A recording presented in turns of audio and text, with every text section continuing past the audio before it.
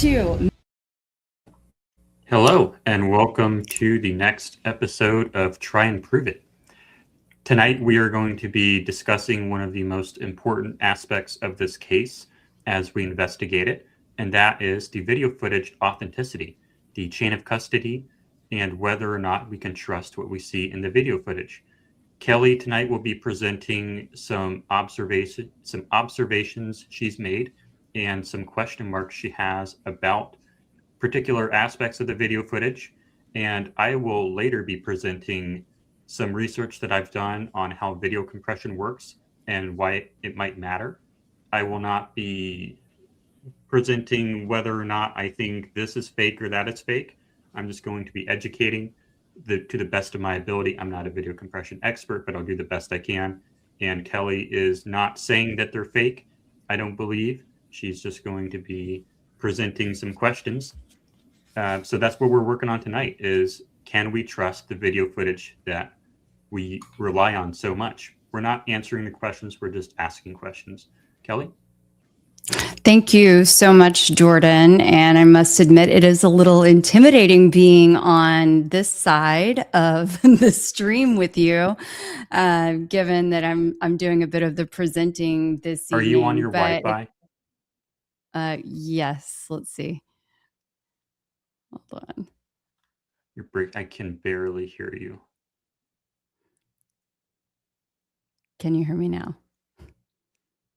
If you talk, maybe. How about now? Thank you so much, Jordan, for having me. Is this better? You're still buffering it. Can you give us a 5x5 or some comments on whether or not Keli's coming in okay? Perhaps it's just me. Everyone, okay, they're saying that they can hear you, so it might just be on my end. Okay. I'm loud.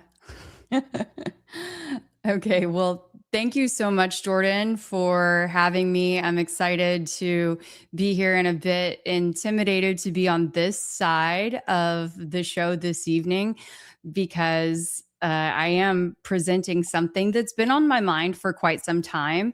And I am looking forward to be able to let you and our viewers in kind of on some of the behind the scenes work. So hopefully we can all figure this out together.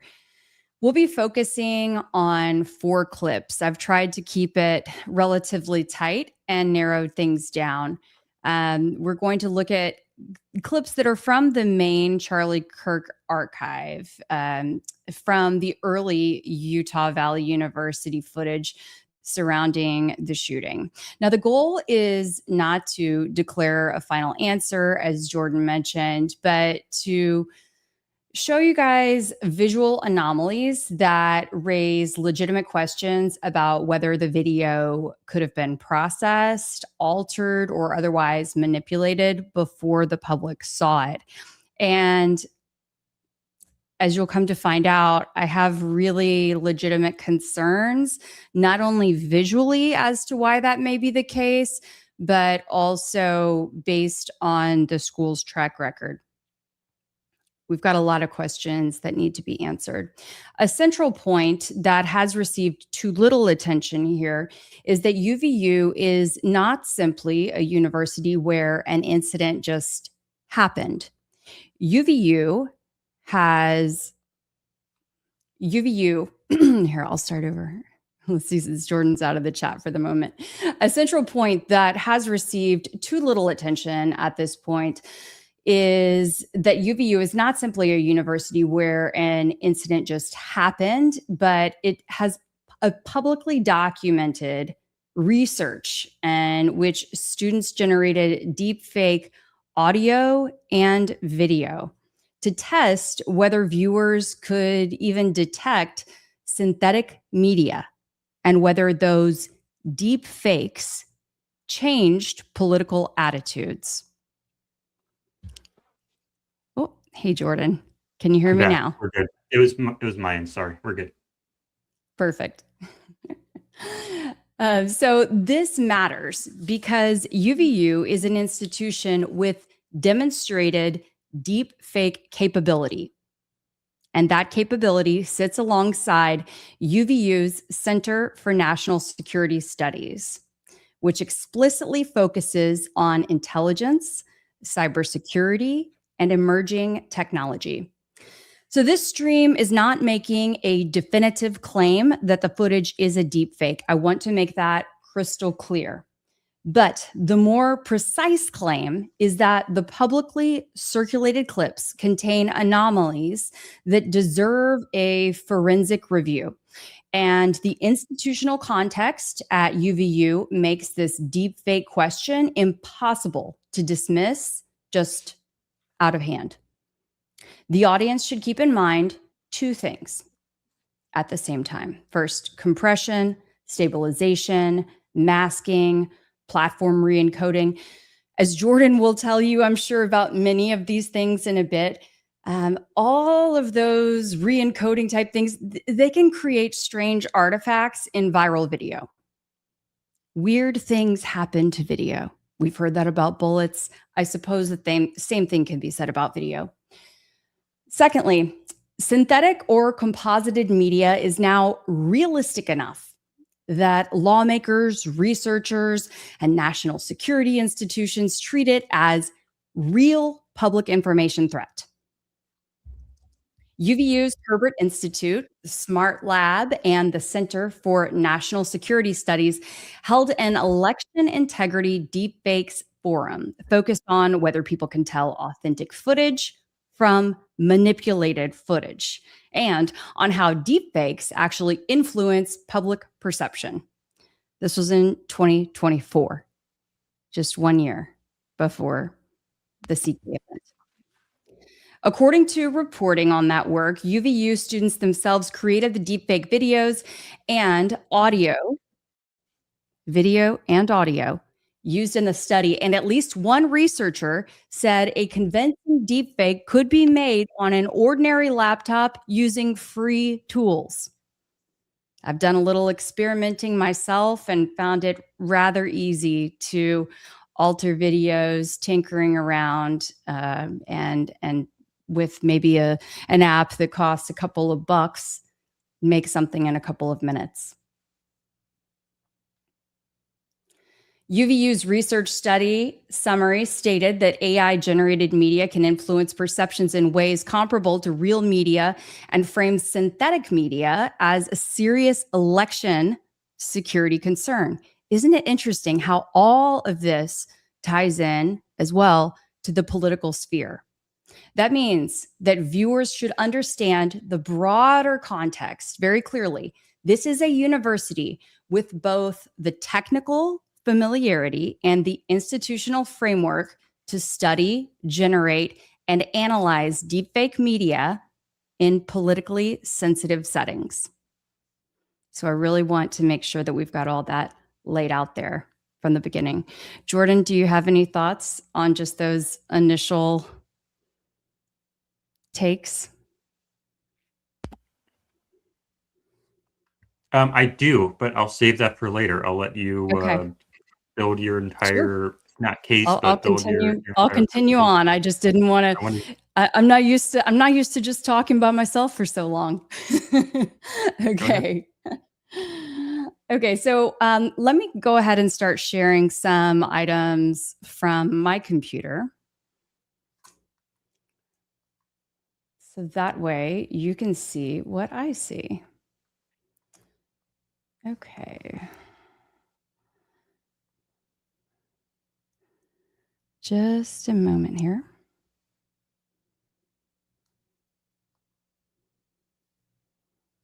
On this show, we give people the freedom to have a lot of time to speak and make their case without interruption. That's what the show is about. We don't do crosstalk. We don't do drama. We don't do shouting. What we do instead is we give the person time to present their entire case. Yeah, thank you And so then we much do a for little that. bit of back and forth. That's right. That's right. Okay, so we're going to start right here. So this you will see is a clip from which I'll play this in a moment, but this is a clip that was posted by Alex Jones I'm sure you are aware of him, a leading conservative commentator out there with a massive following. This was posted less than 2 hours. It's adjusted. This is Central Time, so 3:19 p.m. So less than 2 hours after the incident. And now I did notice that he said watch enhanced video of Charlie Kirk being shot in Utah. And I just want to stress again that this analysis that we're doing is, viewer discretion advised, and this is for research purposes. And is that a good enough of a disclaimer? I hope. I'm not going to go too far into it, but I do want to show you that even, I guess I can come back to, because I do stop in my, I have it saved into CapCut that I can show you how it ends up playing out. But this clip that was even posted by Alex Jones is questionable right from the jump. And this is one that came from a you would assume a UVU student, but certainly someone who was in the crowd, and a video that was later uploaded to that Charlie Kirk directory archive that most people were citing with through as they were scouring for videos and doing their analysis over the last 7+ months.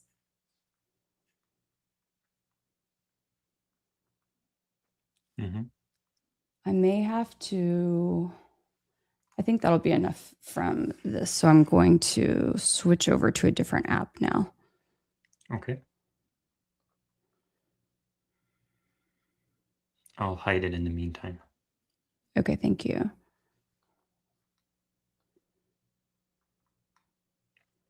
Yeah, we don't do drama on this channel. It is very judicial. I appreciate that.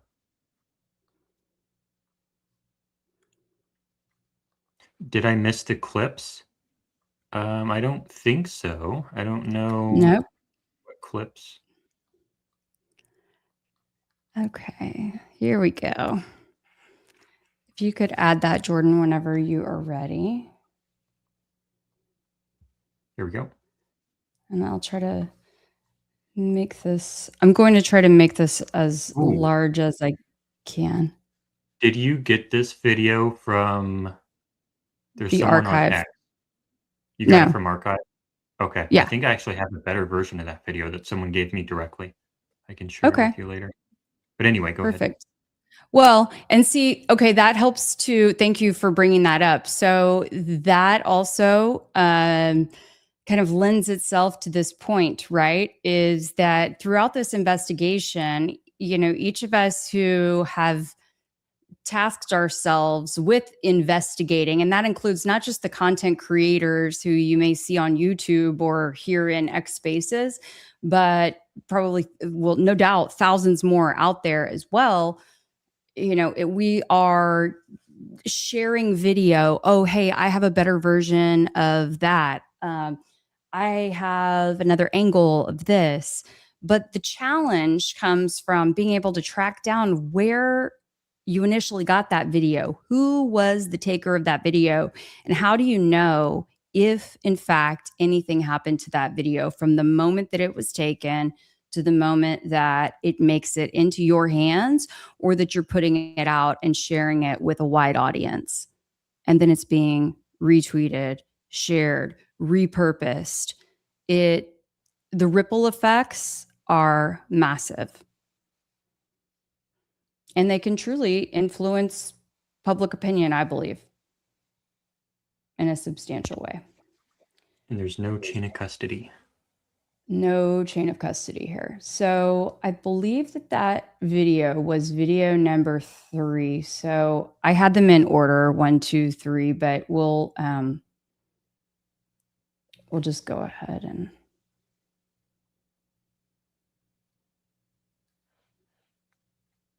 Well, actually, it would have been nice for me to show you guys directly in the Alex Jones video, but maybe we come back to that in a minute if I have time. I think I'll be able to prove my point throughout this. Let's just start at the beginning of these. So I downloaded these, just to reiterate, I downloaded these directly from the archive, the Internet Archive website. I can show you that site momentarily. I don't want to, I don't want to stray too far. I apologize there for not being able to show you exactly, but we have to be a little bit careful when we are showing these videos online again, or in the YouTube stream again, to avoid certain visuals, if you can read between the lines and know what I'm saying there. Okay. So in this first clip, it's going to be at regular speed, and I'm going to try to stop it. I just want to play it through, and I want you to keep an eye. I don't know why hopefully it'll be okay. But yeah, I'm going to play it through once, and then we'll go through and look at it a little more closely. Here we go. Not counting gang violence. Great. Okay. So if there's so much to unpack here. All right. In this clip, and a lot of this stuff, you guys, takes hours on hours of staring at a computer screen and looking at it with my, face really close against it. It's not cute. Okay. This is how, as they say, this is how the sausage is made. But I, again, wanted to really take you behind the curtain so you can see what I'm concerned about. Okay. First of all, I think that in this clip in particular, we go from here, nothing. Well, actually, I just have to call attention also to, and Jordan, I know Jordan probably, I believe Jordan might feel this way too, but the way that Charlie closes his eyes beforehand, it's as though, and to me looks like he braces. It always bothers me, but you can just really, really, really, really see it right here.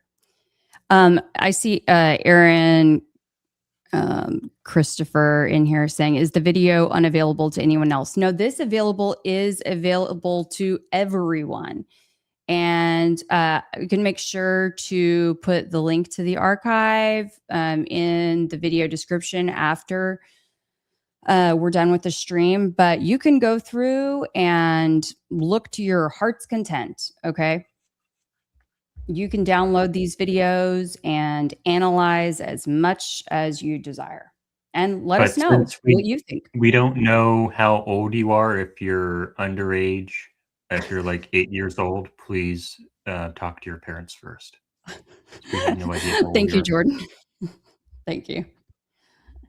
Okay, so we're going right away from this frame, very next frame, this shoot up right here.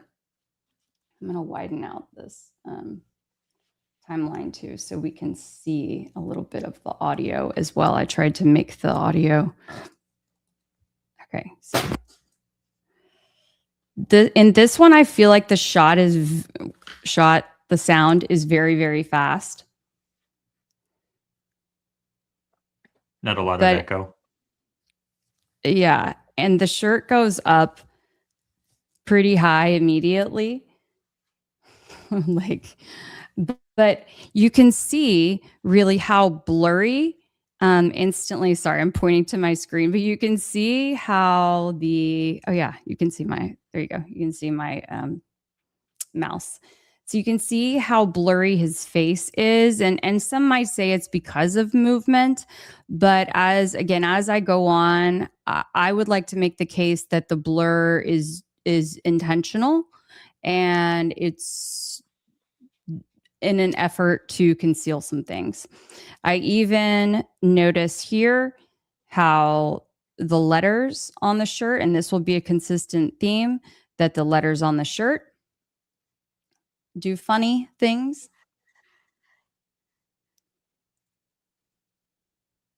And then here's where it's going to get quite interesting. And we're going to zoom in further, a lot further.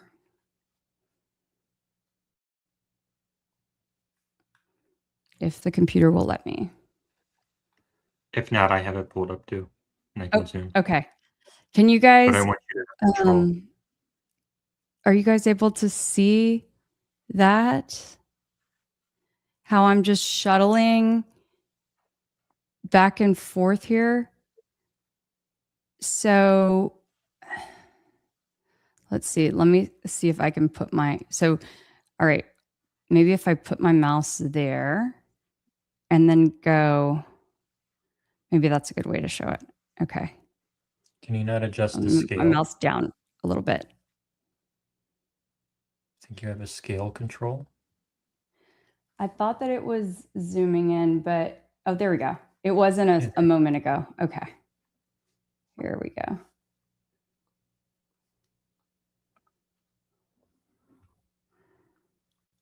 There we go, Christy. Thank you. Yes. Why is the hole in the neck not moving with him? So I'm going to put my mouse right here, but I want you guys to keep an eye on that area. And this is file number 1. I did not change the name of these files. This is file number 1 in the Internet Archive. Look at that. I'm going back and forth.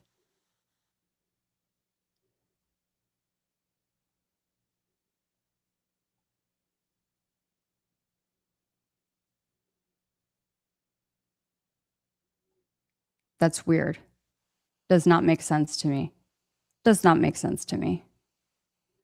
Then, okay, I'm going to zoom a little bit further out. There's so many little anomalies. I mean, I guess we'll just call them anomalies because at this point, I don't know what else officially to call it.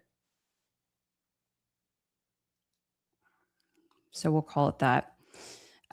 It does right here look like a little something questionable there, but, and I know we're getting into dangerous territory, Jordan, so, but this is important, so I'm willing to risk it. Okay, you guys, I want you to keep an eye on this part right here. I think that this is very important to see what the stuff does. Also, hey, where'd the F go? Where did the F go? It almost looks like there's like a dot of the F right here, but where'd the F go? And it kind of looks like his hand is looking a little carved out, kind of funky there. Okay, back to the business. Now watch this. Oh, okay. I think I maybe let it go a little bit further in this one when I slow it down. Gang violence.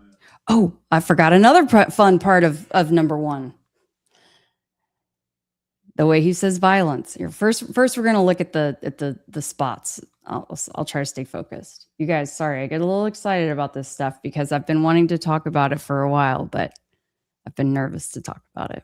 And Jordan had to kind of push me onto the stage tonight. Trust me. And I love my life, by the way. I love my life, everybody. I love my life. Okay. Here we go. I was muted. We need better laws around that. Yeah, for sure. For sure. Okay. Okay, so now watch.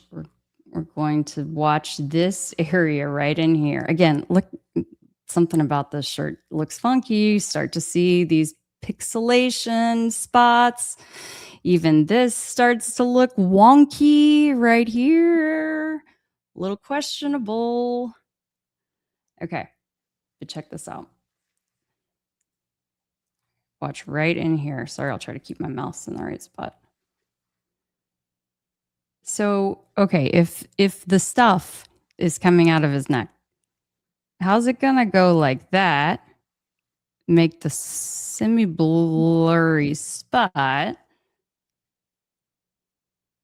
It's gonna stay there for 2 frames. Look, can you if you can see my mouse? So it's my mouse is here. Or excuse me, my this area down here. Okay, that's where you can monitor how I'm clicking through frames. So we'll call this frame 1, frame 2, frame 3. So they kept that for 2 frames. Frame 4.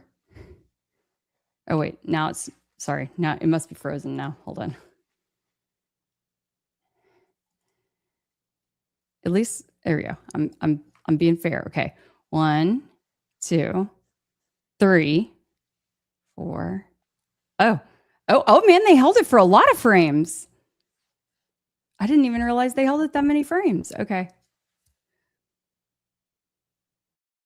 Wow. Yeah. That's even more frames than I expected. Okay, so to me, you guys, that makes video number 1 sus. Do you want me to keep going, Jordan, or do you want to weigh in before I go to video number 2 or video number 3? Let's go to the other ones. Okay. All right. So then there is this video. Oh, I see why I had 2 after 3 because it's a totally different angle. But the other thing I was going to show you in this video number 1 is that if we're listening, first I'll show you at the full speed. You're going to listen to him saying violence. Okay. Accounting gang violence. Great. I'm going to play it a couple of times. My theory is that you don't hear him actually say violence. They maybe missed a couple of frames there. Great. Oops, sorry. Accounting gang violence. Great. Accounting gang violence. I think his mouth starts to look blurred. Accounting gang violence. I'll play it again on the slow version. Accounting gang violence. Great.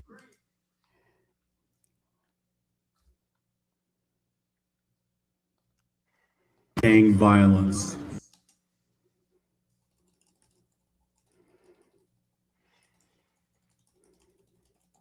Violence.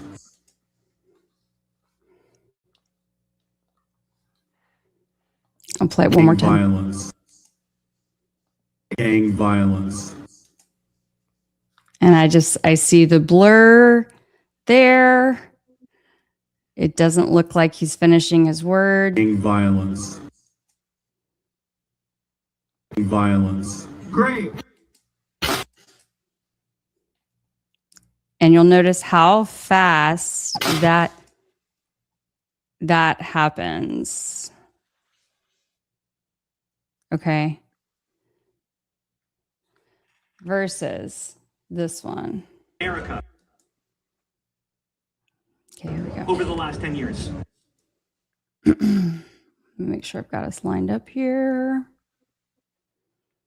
Okay, we're going to keep, that's interesting. I see that poking out right there at the bottom. That looks kind of pronounced in that moment.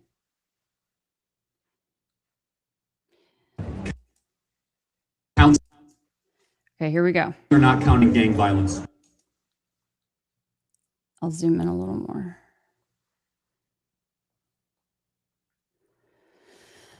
But I think also his face is starting to look, yep. We're not counting gang violence. Great. This one is pretty bad. This one's pretty bad. Like, I would say if by chance this were a class project and students were turning in their assignments with rapid fire, just were saying in theory, you know, just in theory. Some would get better grades than others.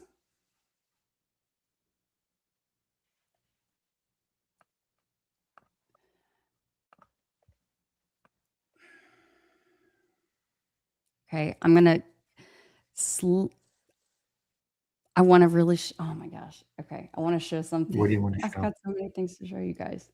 Okay, I'm gonna widen out this on the timeline. You doing okay over there, Jordan? I'm doing fine. All right, awesome. Let's keep going. Okay, and so again, you guys see how oddly blurred the face is. How oddly blurred the shirt is. Okay. You can spend so much time looking at, you can look at different aspects in some of these, even the T on the turning point, some of these other things, they start to blur and distort. But I'm trying to really, I don't want to get too bogged down. So I'm trying to just keep it focused, right? In one frame, we go from here to there. Look at this. Here to here. Here to here. Okay. And then, I mean, look how blurred the face became. And then the letters, they're going to go all kinds of out of whack. Now we can see the crease here in the shirt, but I do feel like we totally lose the microphone for a long time.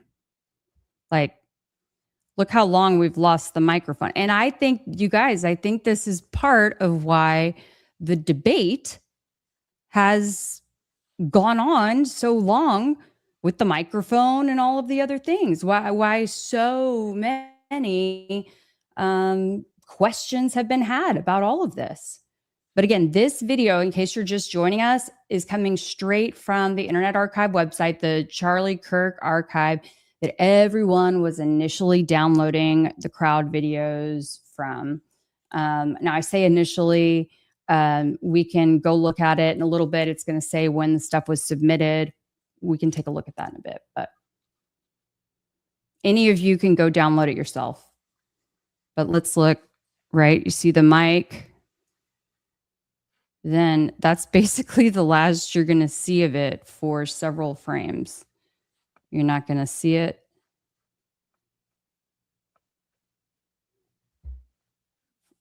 And it almost, there looks like there's something kind of weird going on at the neck there.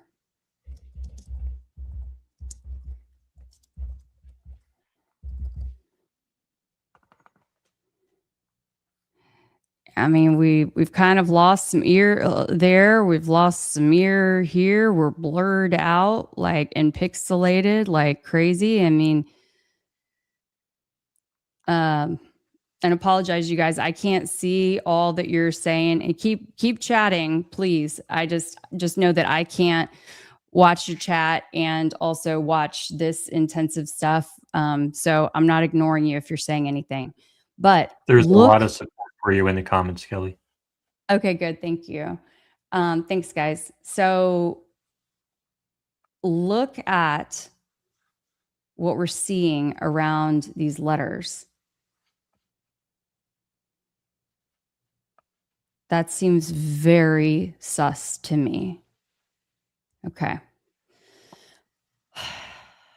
There's a lot to dissect with this one, but we're going to keep moving.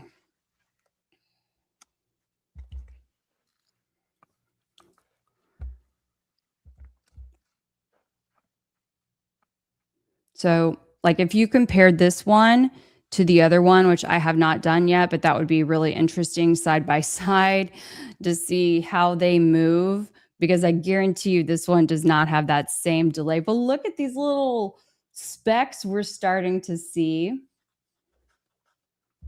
right here. What the heck is this?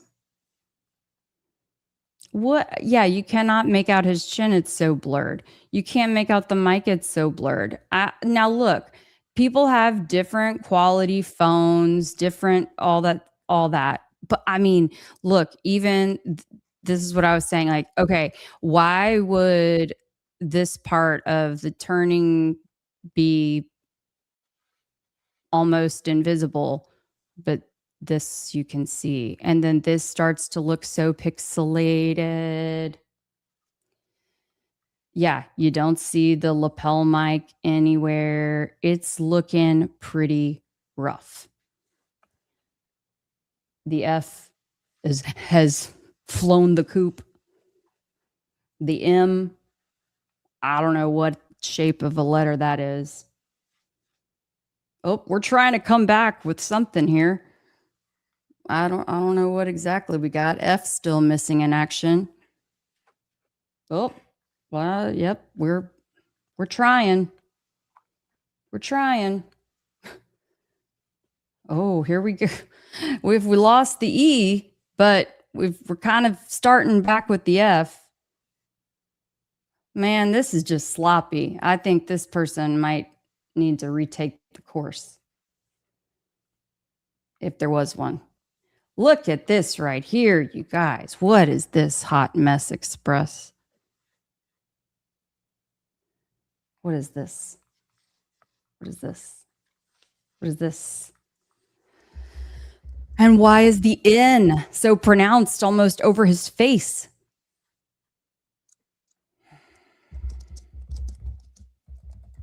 I have a lot of questions. And at the end of the day, I want to understand who uploaded these videos and why. That's not all with this little video here. I'm going to have to play that now for you again. I'm going to zoom out this time. This time we're going to listen. Okay. It may take me a couple of times to get it right, so bear with me. Oh yeah, I didn't realize it was still playing so fast. Hold on. Okay. All right.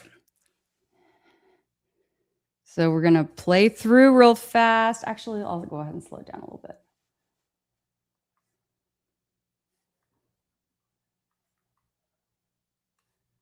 Speed. Okay. Over the last 10 years. Counting or not counting gang violence? Great.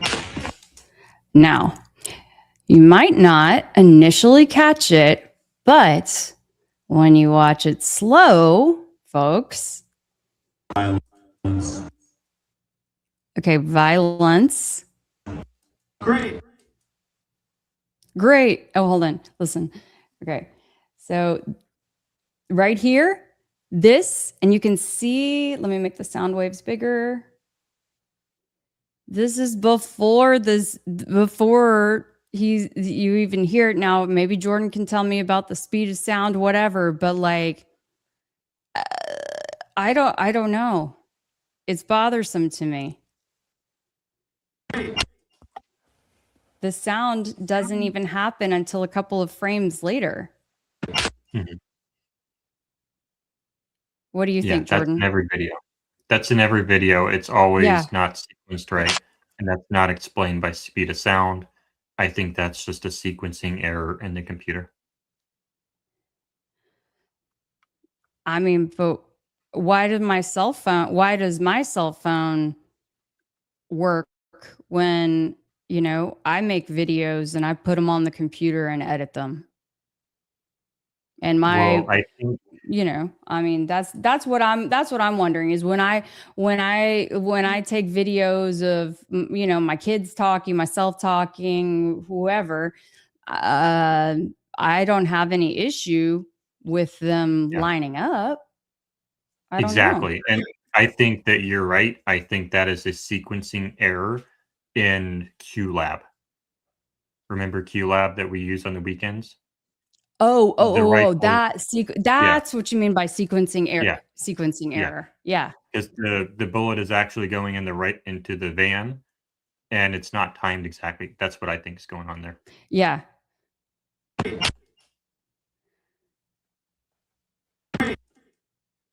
Like, look, if this video was legit, which I think we've already pointed out several reasons to question it, but if it was legit, why is the sound so off?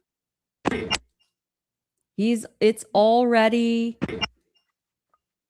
like this has already popped all the way up before, as you can see down here, before the sound even raises.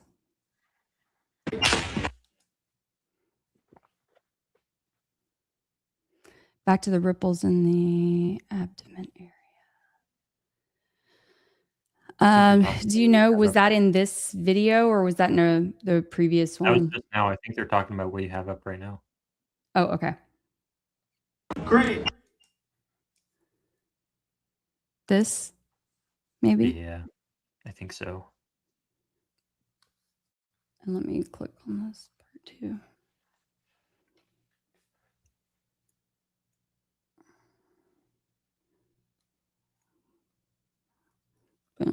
Oops, sorry.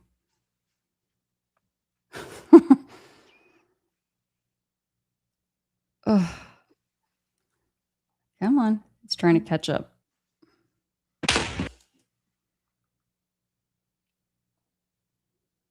I think that might have been the frame.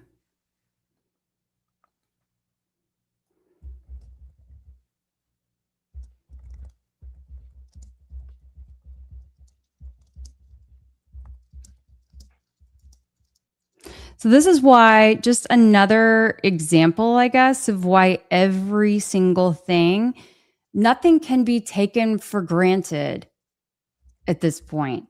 You know, we have to scrutinize every single thing and understand the source of every single thing. Like, here, I mean, this is another weird oddity. Okay, let me zoom in here.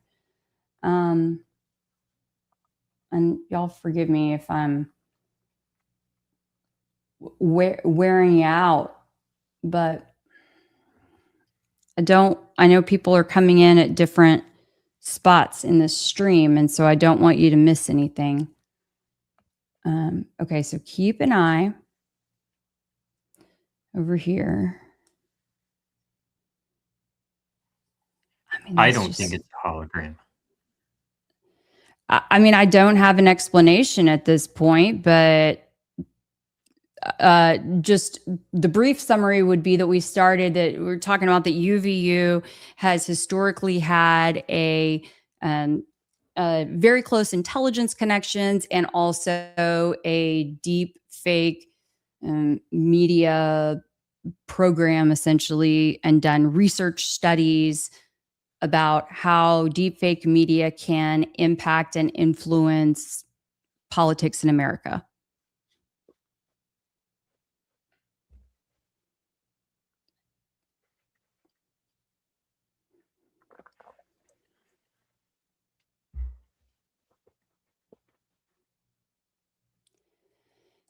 When you look at some of these, it's very interesting to me that the video will stay absolutely still for, say, 2 frames, 3 frames even, and then all of a sudden make a big jump. And maybe you'll be able to tell us a little more about that, Jordan. But again, like, how does the microphone just sort of vanish right here? And this discoloration around his neck, and there's just a lot of stuff looks very strange. Okay, here, like, what is this coming out here? But then all of a sudden it's gone. And then there's like this little bit for 3 frames, 4 frames. And then it's over there. I don't know. And then there's a little something extra going on over here. His hands starting to look funky. I don't know. I don't know, you guys. I mean, I got my suspicions. That's some interesting blur. Masking, I think, is what they call it also. Masking. Rotoscoping. Masking. Oh, okay. All right. Yeah. So let me try to skedaddle to the next. Oh, I hadn't said that word in ages. Okay. This is a different angle. Hope you guys are hanging in there with us. Thank you for your patience. Hope this is as interesting to you as it is to me. As you might imagine, there's a lot to see here. Also a lot, but I think it's getting, I don't want to get too redundant because again, you guys can do all of this stuff yourself and maybe I'll do a full stream going through all of these things if YouTube will let us, but find it interesting, man. His, Frank's pretty sharp. This stuff's over here, pretty sharp. Charlie's looking a little blurry. He's looking a little blurry. Great. Okay. I just so happened to have stopped this at a very interesting time. Oh, shoot. Okay. Sorry. There we go. One thing I want to mention is right here in Frank's phone. I don't know what this means, you guys. And I think I remember someone at some point saying something about this. Clyde. Really? Okay. About so. Really? Okay. Well, I have no About the idea. phone? Whoever, yeah, but it's a dot. Where's the dot? Right there. Yeah. Okay, look. So no dot. Okay, so hold on, let me go back so that everybody can like track it closely. Okay, here we go. Yeah, and as Ketchup Chip says, not FaceTiming if you look at a screen. Yeah, I don't think it's FaceTiming either, but what do I know? Also, Charlie, it's amazing how sharp that phone's looking, and I know there's some distance obviously there, but Charlie's arm's looking pretty blurry, Okay, don't worry. Here I am. Okay. So, oh, interesting. Looks like 2 dots there. Now that just confused me even more. 2 dots, okay. 1 dot. Man, now that makes me think that the dots were added in there. They do. Here, let's zoom in. Let's get to the bottom of this. I mean, not that we're going to be able to necessarily get to the bottom of it, but we can work through it together. Okay. That's so weird. I don't know why it looked like 2 dots a second ago. Okay, there it is. And it looks, I don't know why it looks lighter above this dot, but it just is strange to me. And then that lighter spot above the dot moves there. Maybe I was just moving too fast a second ago and that's why it appeared as 2, but yeah. So very, very quick. Very, very quick. So I'm going to go back again to oh yeah. So you see Dan actually he's doing his sleeve motion. So this was right there at the end and that dot is there for 1, 2 and then the 3rd frame it moves and it's gone. Now I'll zoom out a little bit.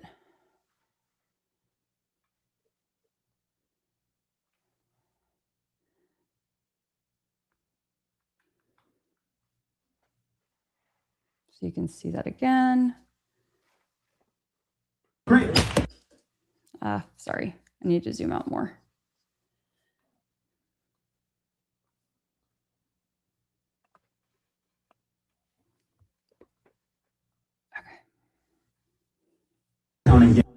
violence. All right. Right now, gang violence. We see Slick Rick touch his arm, whatever he's going to do. Now we hear Hunter say, great. See the dots. See, there we go again. Look, this must be like when it's right between these frames. Interesting. Huh. Yeah, you see it go.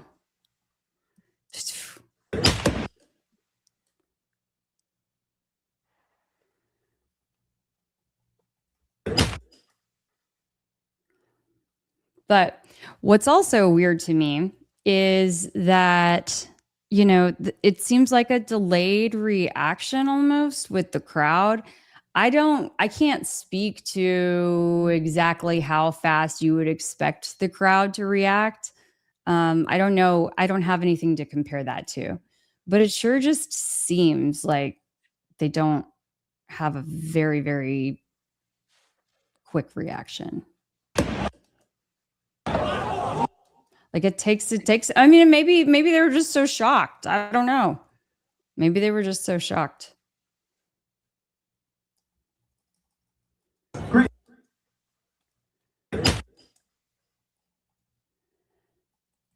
But I cannot help but wonder if that little dot was added in there after the fact, if it's related and relevant to the investigation, or if it was added in there after the fact to send people on a wild goose chase on that theory. I think both options could be at play. Oh, I know what else I wanted to show you guys with this video. This is the infamous video, if you remember. I know it may feel like so long ago, with the chair.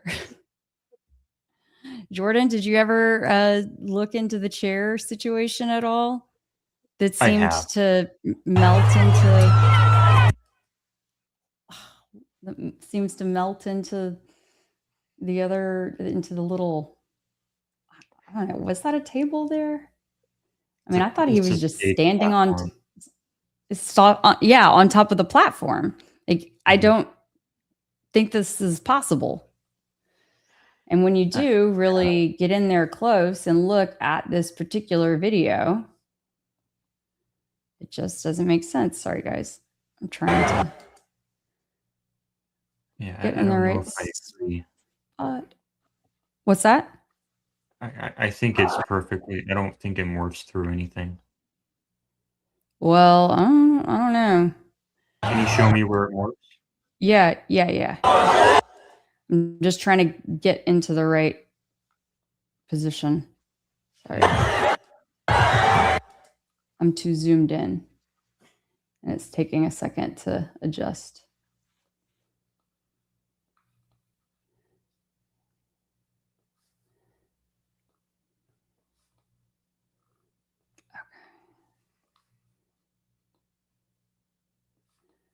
Okay, let's see if this will work with us.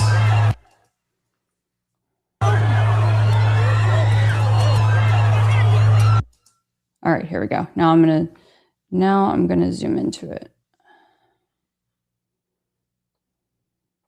Okay. I was not a believer in the chair thing, okay? But now I just want you guys to take a look at it, see what you think. Okay. Oh gosh, sorry. It's having a hard time because I'm zooming in so much. Give me just a sec. They're about to throw the chair. Here he goes.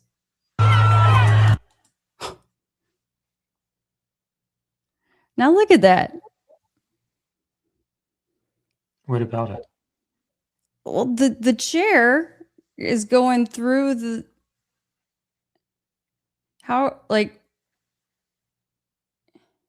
what is it going through? It looks to me like it's going through the table. Which part of it is going through the table? the whole thing, like this part, the leg and half of the plastic.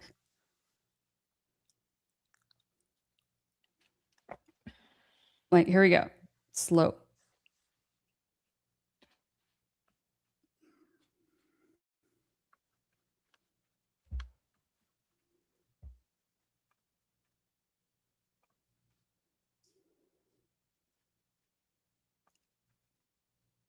You see, like, you see that?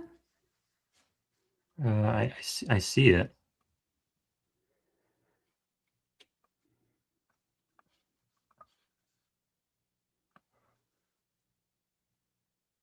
I have the other version of this. I think is a little bit clearer.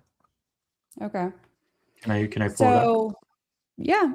Yeah, I mean, we can come back to. I'm on my last. I'm on my last thing. I think this is my last one.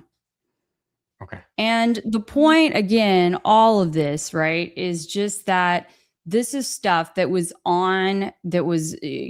on the Internet Archive in the Charlie Kirk file, and let's see. I see someone say maybe sharpen it a bit. I mean, I have not altered any of this video, and I didn't want to alter or do anything to adjust any of the video, because for the sheer fact that I wanted it to be exactly as it was presented. But yeah, I mean, you could potentially do that if you wanted to, you could tinker with it. But before we move on, can I show my version of it? Sure. Yeah. I'm gonna remove yours and I'll put mine up real fast. Okay, so this is the other version from a very similar angle but a different camera. And if I can step forward here.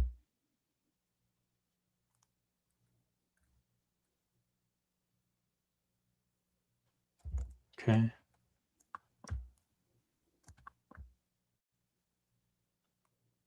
So it's resting, like this is the side of it resting on the platform. Mm-hmm. And then it falls onto Dan Flood's back. And now it's about to fall off the upper platform. Now it's pretty much falling sort of beneath that platform. And now Dan Flood is going to push it up because it's on his back.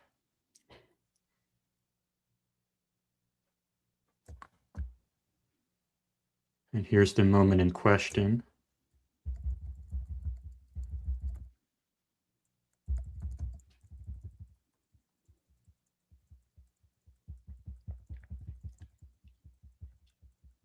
I don't necessarily see that it's morphing through anything.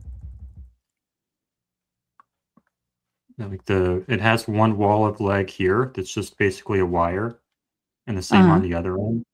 This leg is beneath the platform, but this one is going to hit the platform. Now it's hitting the platform right here, and it's falling down. So where did that video come from? That's from the other camera right beside the one that you have. I think this is Okay. Do you know who that was, though? Zeb Boykin, I think, but I'm not positive. Got it. But I think. But he didn't. He didn't say who he got it from, though. No, he was there, I think. Or Zeb maybe it was Boykin was somebody there. else. I think so, right? Or I mean, I somebody. didn't know that he was there. Maybe it was somebody else with a similar name. But I want to say it was Zeb Boykin. But would you agree that it's not morphing through anything here? Well, yeah, I would agree. I would agree with that quality of video, yes. But I'm wondering when that video came out and who took it. And yeah, I mean, it's like, did somebody have a couple extra weeks to in the theory, right? Does somebody have a couple extra weeks to work on video, make resolve these things? Like, I remember people calling out the issue of the chair early on, and that was something that had to be debunked, right? And so Yeah, my that's overall fair. I can't argue with point that. is just like, when we don't know the true source of the video, and the longer that it takes for video to come out, I think, and then when it takes a lot longer for that video to come out, the quality is so great and it doesn't show any anomalies and things like that, that should raise questions. I don't know when each of them came out. I don't have the chain of custody for either, so I don't know. What you're saying is definitely valid, but Yeah. the first one that I saw was the higher quality version, and it didn't look like it morphed through anything to me. So Hmm. that's why I don't really think it morphed through anything. I, And I looking at don't, your I'm not it saying won't that I show. think in real life it morphed through something. That's Right, not I what I'm understand that. alleging. I'm Right. just saying that it's concerning to me. All of these things just add up to a very concerning picture to me. That's Mm. that's what it kind of boils down to. It's good that there's some other better video out there, right? But Yes. I think it's important that we as investigators not just breathe a sigh of relief and say, "Oh, thank goodness I've got pretty video now." We should continue to ask tough questions even I with agree. the pretty video. Yeah, I agree. Yeah. I'm almost done. I'm almost done, you guys. Yeah, go Just ahead, proceed. I don't wanna steal your thunder. You're good. You're good. I'm almost done here. Okay. Let's see. And this was video number 7. So that was video number 2. Again, I've shown video number 1, video number 2, video number 3, and then this one is clip 17, all from the Internet Archive. And this will be the last one that I show, at least for now. Okay, here we go.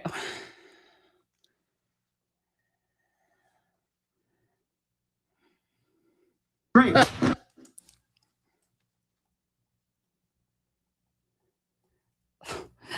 This one, again, I mean, I haven't. Oh gosh. Okay, here we go. He's Hunter's saying great, and you can already see this shadow thing. You probably have the proper word, Jordan. You can help me out with that, but I mean, Shadow okay, I'm Steve. going backwards. What in the world, you guys, do we have going on here? So we go from this 1, 2, 3. Somebody needs to take a new masking class. Why would this already be showing this? I don't know. Because the shirt's coming up? Not yet. Not in this video. Not yet. Nope. We got a ways to go before we get there. Look. Like, I mean, it's so we've got the necklace to infinity, or wire to infinity. I don't know. Back there. I'm gonna go backwards. Sorry. Okay. Now we've got what looks like some kind of bubbling going on here. Still a little bit of sort of bubbling there. Where's the blood in this one? Oh, wait, now it's start. Oh, nope, there it was there and then it wasn't there. And I mean, if you look in this area, I'm going to go back 2 frames. Okay. If you look in this area, the shirt's doing crazy stuff. Okay, here we go. 1, 2. It's like it was there and then it vanished. And then all of a sudden it's everywhere.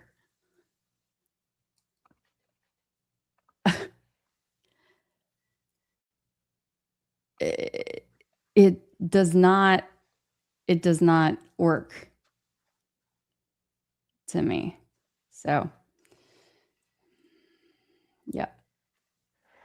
I'll just do it one more time. Great.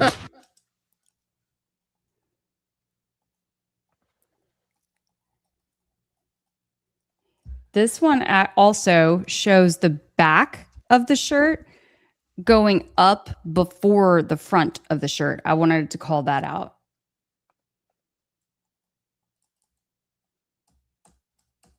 So here we go. I'm going to go forward. You can see, I'm going to put my mouse up here. But if you want to count my clicks with me, so frame by frame, 1, 2, 3, 4, 5, 6, 7. Okay, so you see the back of the shirt is going up first.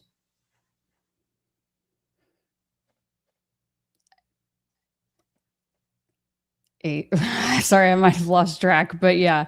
Then we're doing something all the way different. In that case, the puff only lasts for 1 single frame. You can't, even see anymore. So I think that's enough, but Great. and then I think, guys, also I would encourage you, I don't want to keep playing these over and over and over again, but if you listen to the sound, to me, it sounds very different than the clips that you might hear in things that are edited more recently. I'm just going to throw that out there. I think you be the judge, but from what I hear, and I'll play this one again. I'll start back up at the top just because it's very, we're just going to keep up here right at the top.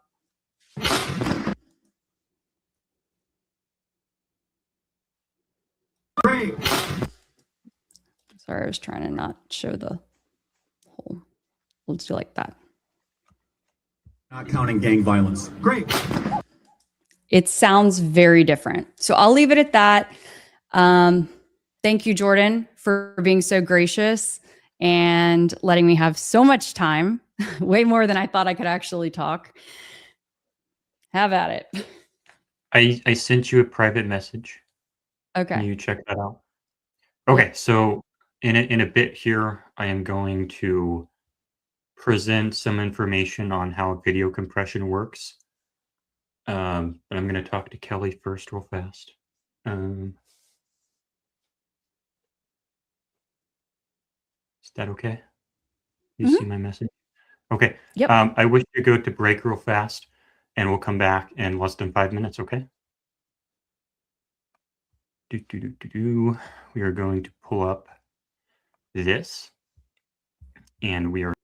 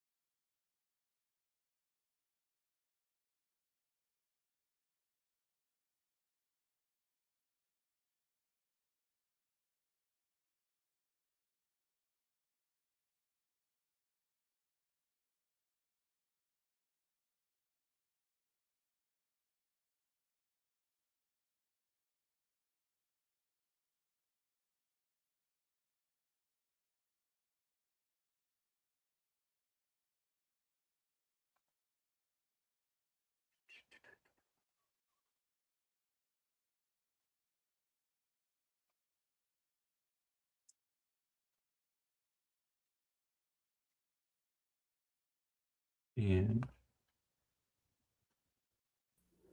all right, we are back. Thank you for waiting. I just wanted to have a private conversation, that's all. So what I intend to do now is I intend to not really educate, but sort of educate, just kind of share my research on how video compression works, the type of magic that it works behind the scenes, and maybe spread some light on why it might or might not explain some of the stuff that Keli is observing. But I don't want it to get combative. I don't want it to be like a back and forth debate. I just want to share what I found out about video compression, and hopefully we can maybe answer some questions tonight. But it's not going to get out of hand. It's not going to be me versus Keli. Not going to be anything like that. We are here to educate. We are here to learn. We are here to answer questions. We are here to ask questions, and we're also here to answer questions, but only when we feel like the question has been adequately answered. All right. So this is not the drama channel. This is not the me versus Keli channel, but we are going to go into video compression now. All right. So the most important thing about video compression is, why do we have video compression? Well, it solves a problem. What is the problem that video compression solves? I'm going to share my screen again here. And here we go. I'm going to show you the problem that video compression solves. If we can go into the other one here and add my screen share and fix this thing here. Nope, not that one. I want this one. Oh no, I did the program, not the window. Hold, please. Let me get rid of this. Stop screen, presenter invite, share screen, entire screen. That's what I want. This one, please. Share and add to stage. Here we go. This is what I want to show you. So this right here to the left, maybe I can make these bigger. Can I make these bigger? I think I can. Yeah, here we go. Perfect. So this is a screenshot that I took from this video. This is a video file. If I get info on it, it says it is an MPEG-4 movie. It is 39 seconds long. The dimensions are 853 by 480. So it's a pretty small size video, but it's 39 seconds long at, I believe, 24 frames per second. So if I go into calculator here, say we have 24 frames. Why is this not letting me? It won't let me move my calculator to that screen. Okay. Probably because I have this maximized. Give me a moment, please. Let's move this over. And now maybe it will let me make this big and show me the calculator. Nope. Okay. Well, if we have 39 seconds times 24 frames, we would have our multiplier is 936. So what we can ask is, if we take what is the size of memory for a single video frame in this video? Well, we can estimate that by getting the info on a screenshot taken of the video, and it will let me show you that.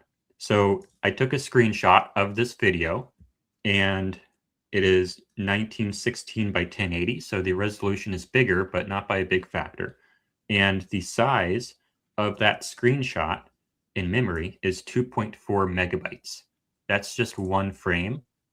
But then when we look at the size of the entire video with all 936 frames, we would expect it to be something like 936 times 2.4 megabytes. This will give us the megabytes we would expect. We would expect it to be 2,246.4 megabytes. That's what we would expect to be the size of that video file, just based on how many frames there are and how much one frame costs in memory. But when we go into the info here, it says it's an MPEG-4 movie, but it's only 4 megabytes.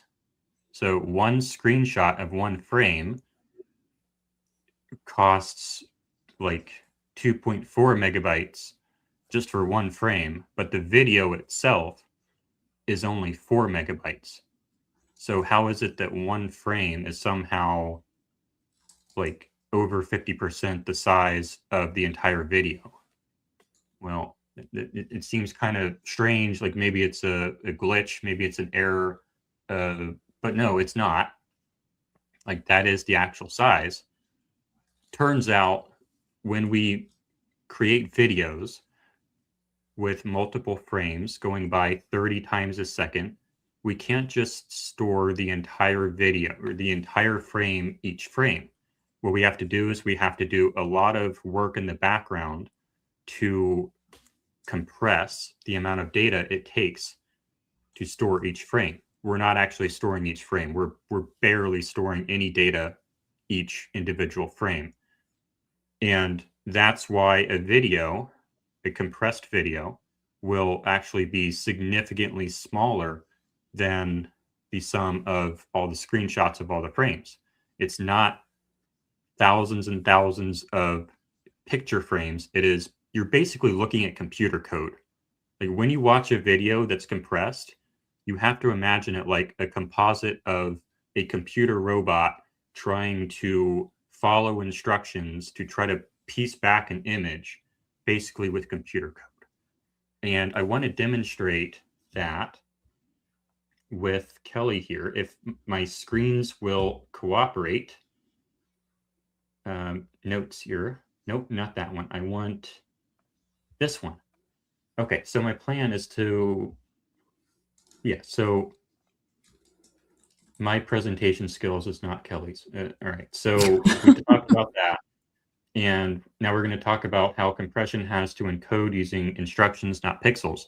So the video compression algorithm, H.264 is the most common one.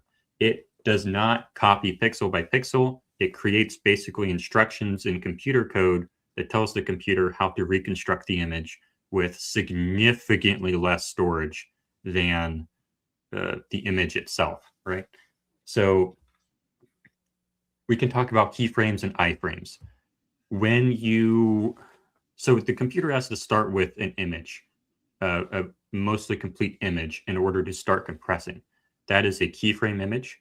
And then on the following frames, it can start reasoning about the original image, like, okay, this object moved to the left, that object moved to the right, this object is maybe darker now.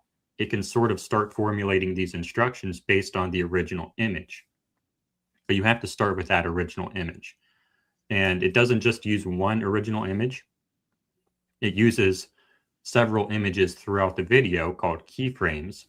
And those are stored mostly intact without like all the special instructions. But the in-between frames are typically called iframes. These are the images that the computer reconstructs from the instructions. So if you have a video that was not encoded correctly, and you have a cut in the middle to a different scene, sometimes you'll see it gets super, super glitchy right in between cuts. That's because it's using the wrong keyframe. It's taking the wrong image and it's trying to create instructions based off of the wrong image, so it gets super glitchy. That's why that happens. All right, so now we're going to do some exercises or some demonstrations, I guess. I'm going to try to help you guys imagine what the computer has to do. And I think Keli has some copy paper and a black marker. And this is what I'm going to do. Let's make the thing bigger here. And let us make the Chiron come back. There we go.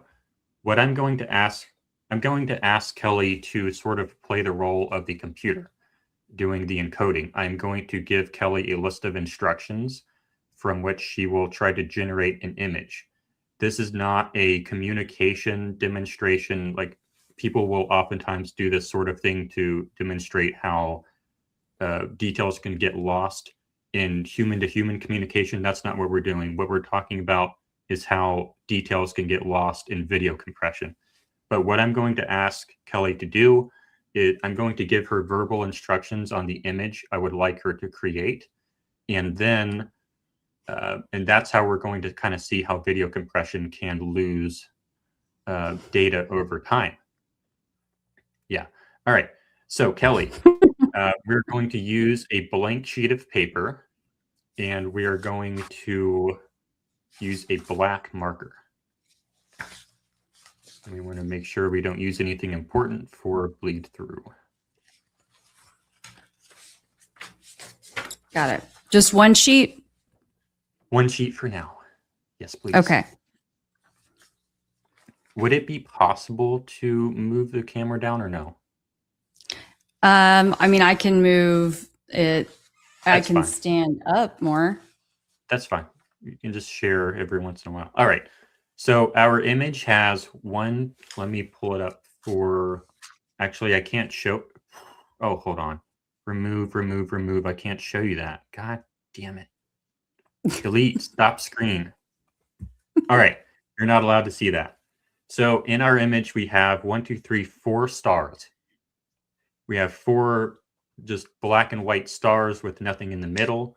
The first one is in the center, but up maybe halfway and over to the right just a little bit. And it takes up maybe 1/20th of the size of each sheet of paper. And each star has 5 points. Okay, so I'm drawing this out. Yes, I'm playing and I artist. have to limit the amount of words I can use because when the computer does this, it has a very limited amount of data it can use to provide these instructions. So I have to keep my Okay. word choice very limited. Okay. All right. So first star. Can you repeat again? I was gearing myself up to draw. I thought I was just like gonna, color color a circle. You're trying to encode a video. So Okay. again, we have 5 stars, the first of which is about 1/20th the size of the sheet of paper. And it is in the center, but then go up maybe halfway to the top and then over to the right, like an inch or so. And draw it. Yes, please. This is an exercise in how far removed the final video compression image is from reality. Okay. Now Okay. we are going to draw another star in the lower right-hand corner, and each point of the star will be like maybe 3/4 of an inch away from the side of the paper. It is the same exact star, just down in the bottom right corner.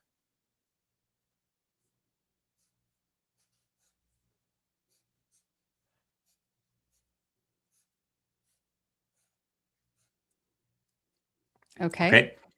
Now we have 3 more stars to draw. They Everyone are else can going to follow be, along at home, by the way. yes, they can. So we have a cluster of 3 stars in the left-hand part of the piece of paper. The cluster is sort of centered on the x-axis.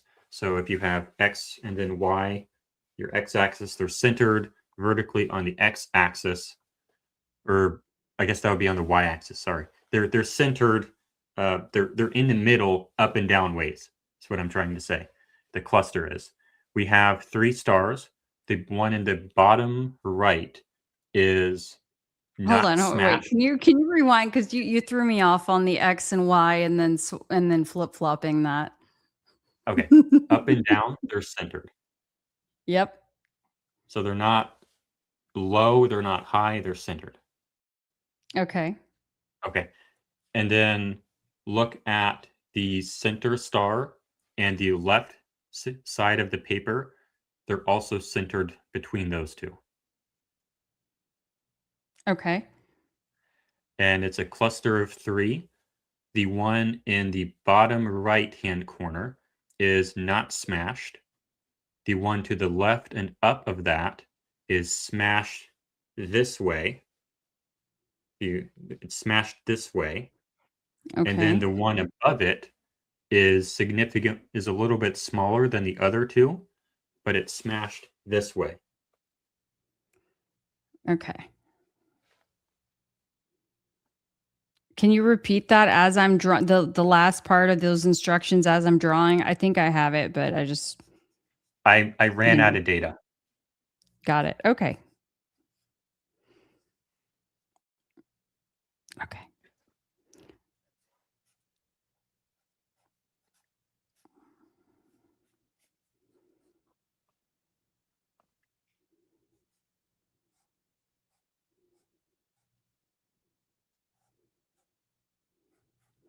Okay.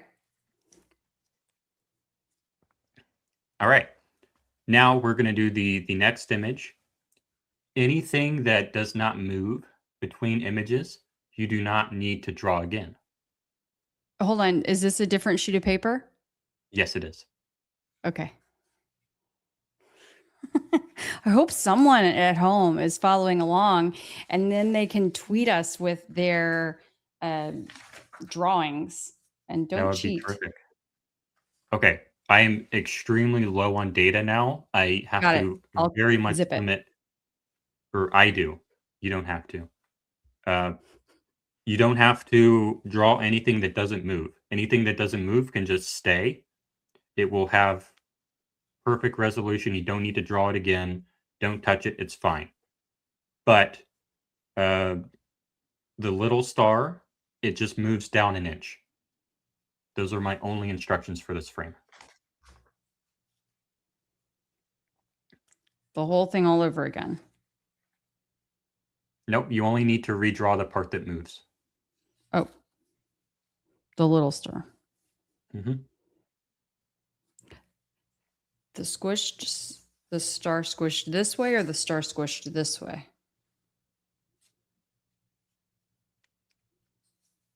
You I ran can out of do the data. motion. I You can ran do out the of data. motion. I ran out of data. Well, upgrade. I can't. We're going to lose quality.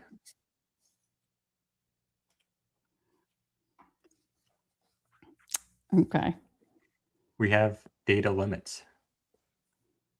The more things move in the frame, the less data we can give to each part of the frame.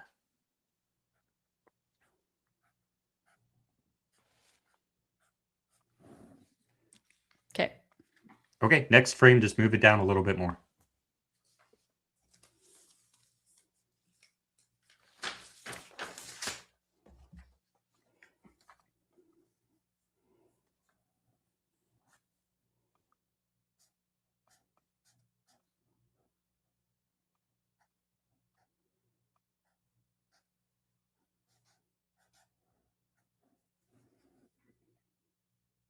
Okay. Next frame, move everything over like an inch. So in this frame, you don't need to redraw every star. You just need to like draw a box that sort of represents everything and then just move it and then just like draw an arrow to the right. Hold on. Say that again now, please. Just move everything to the right a little bit. The whole thing. Mm-hmm. The Okay. camera is panning. Gotcha.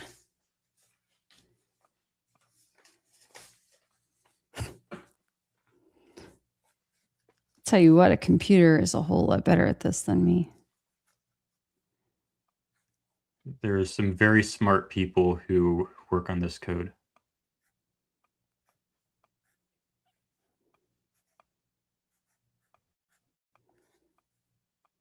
Yeah, I mean, that's why like people used to make cartoons back in the day and the flip books and all that.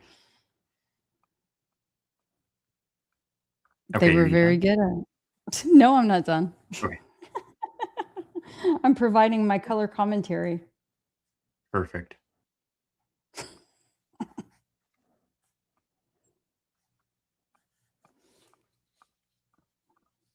Oh, I forgot to move it to the right. You're just drawing a little square and then just moving it to the right. A square. Or just to represent, you don't need to redraw every star because that takes up too much data. You Oh, just need to represent that they move to the right. oh, So like we don't have the space, we don't have the storage to redraw every star. got it. Just need to tell the computer that it moves to the right. Because those PNG images are extremely heavy. Got it. All right, we're going to start on a new video now. The camera is going to cut to a new scene. In my image, I don't expect you to draw the entire scene, but draw like a very rough light colored. I guess you can't do light colored. That's okay because you only have a Sharpie. But imagine a scene of a mountain in the distance in front of a pond, and maybe just draw like the outline of a mountain on top and then mirrored beneath it on a pond. It can be super rough. This is getting over the top, Jordan. We're almost Okay. done. Okay. It can be like a stick figure. All right. You lost me at mountain. All right. So what are we doing again? Mountain and There's a mountain in I'm front of a having lake. flashbacks to like art school, or not art school, to art in school in like junior high. So You're standing in front of a pond, and there's a okay. mountain behind the pond, and you can see the mountain Okay. reflecting in the pond.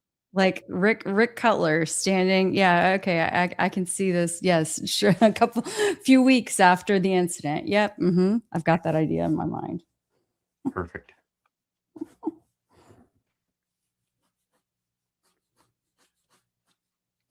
Okay. All right.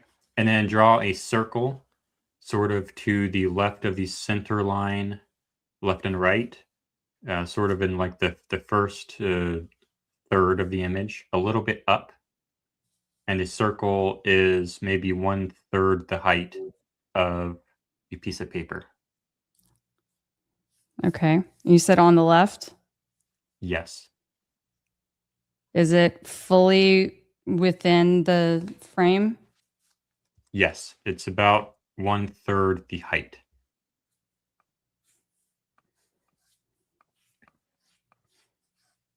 Okay, so I've got my mountains and I have my circle. Perfect. And now on the next frame, just move the circle to the right.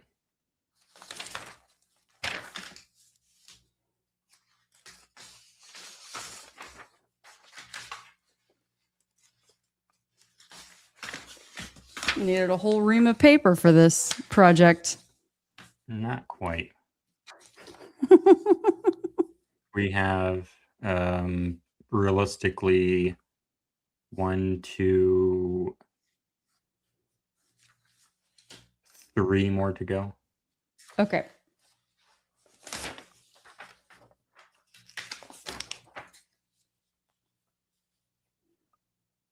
Are you done? Yes, just the circle on that one, right? Yep, that just moves to the right. Okay. All right. And then, are you done? Okay. Then on the next frame, the entire photo of the mountain rotates. Let me get the exact number on this. I don't know what the exact number is. Format pane. Picture corrections? No. Position.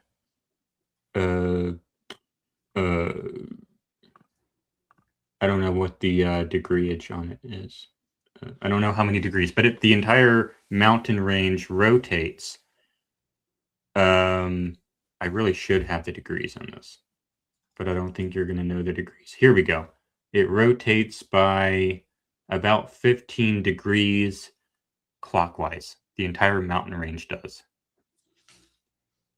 Okay.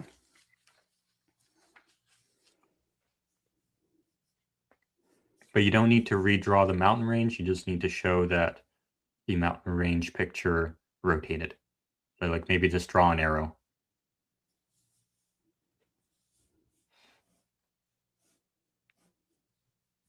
Okay. Okay. And then the circle in that frame also moves to the right a little bit more. In the same frame. In the same frame, in the same direction. Gotcha.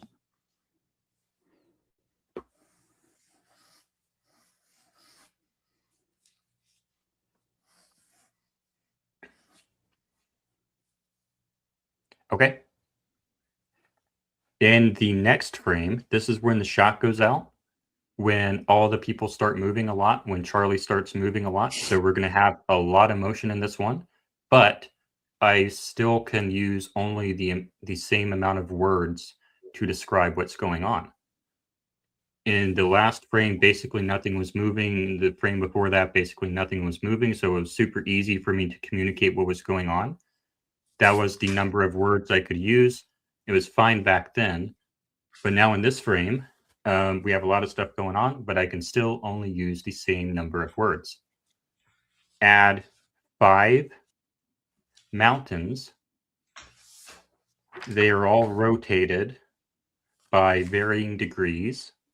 They are all positioned in random locations, basically. One is sort of in the upper left. One is a lot bigger. The one in the upper left is small. The one sort of in the center to the left is really big, but it's rotated by a lot. There's another one that's kind of in between those two sizes that's in the center, and it's rotated 90 degrees to the really big one. And then sort of in the upper. I appreciate it, but like the computer has something to look at. Okay. The computer has something to look at here at the previous image to create the following image. And I have nothing to look at. That's fair. So I guess I can continue. Let me show you. That is a valid concern. I mean, it can still play off of what was done before. This is the image that we're looking at.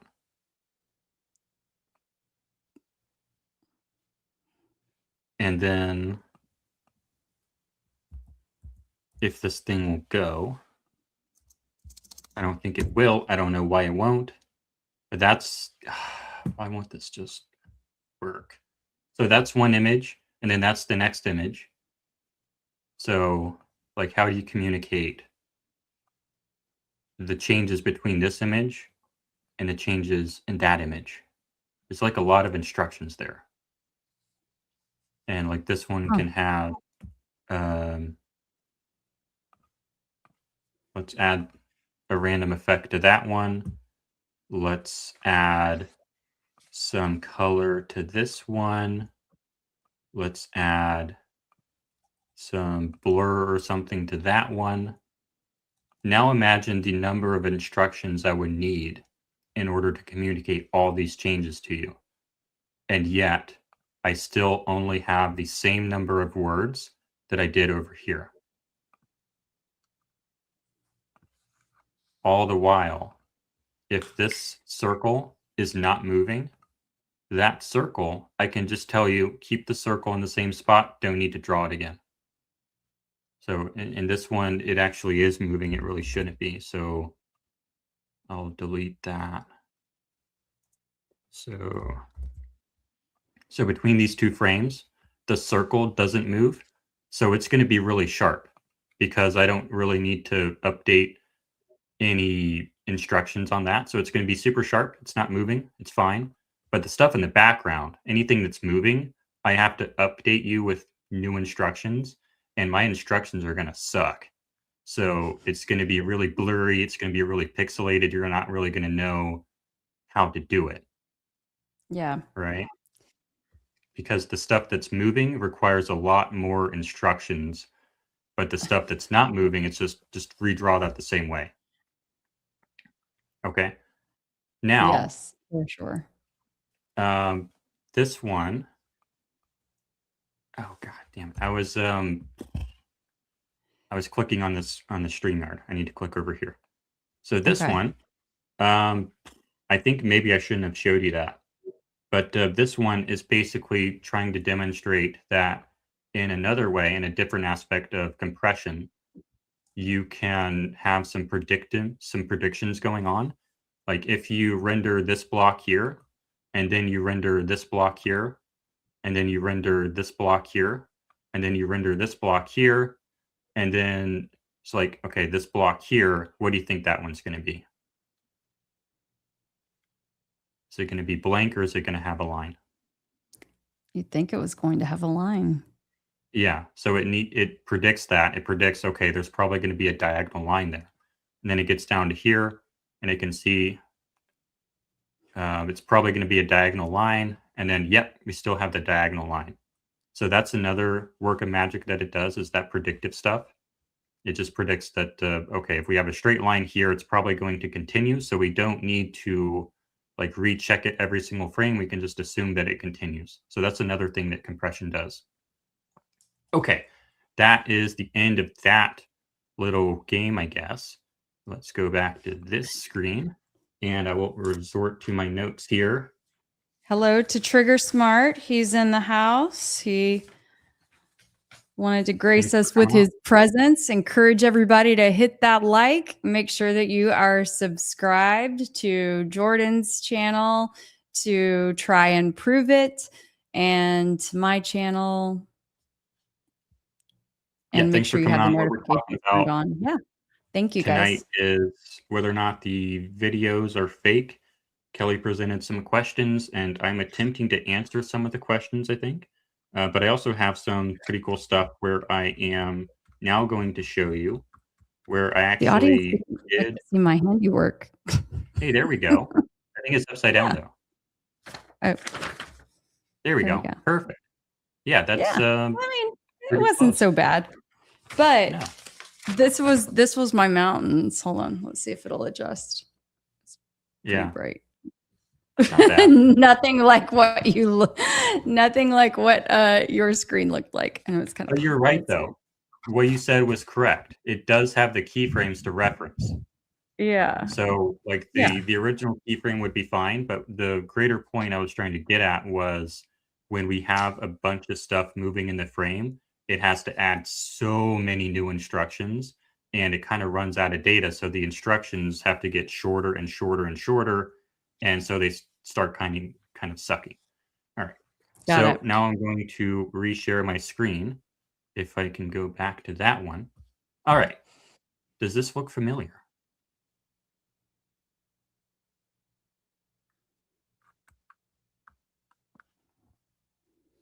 In this video, I have composited my own fake neck wound into the video.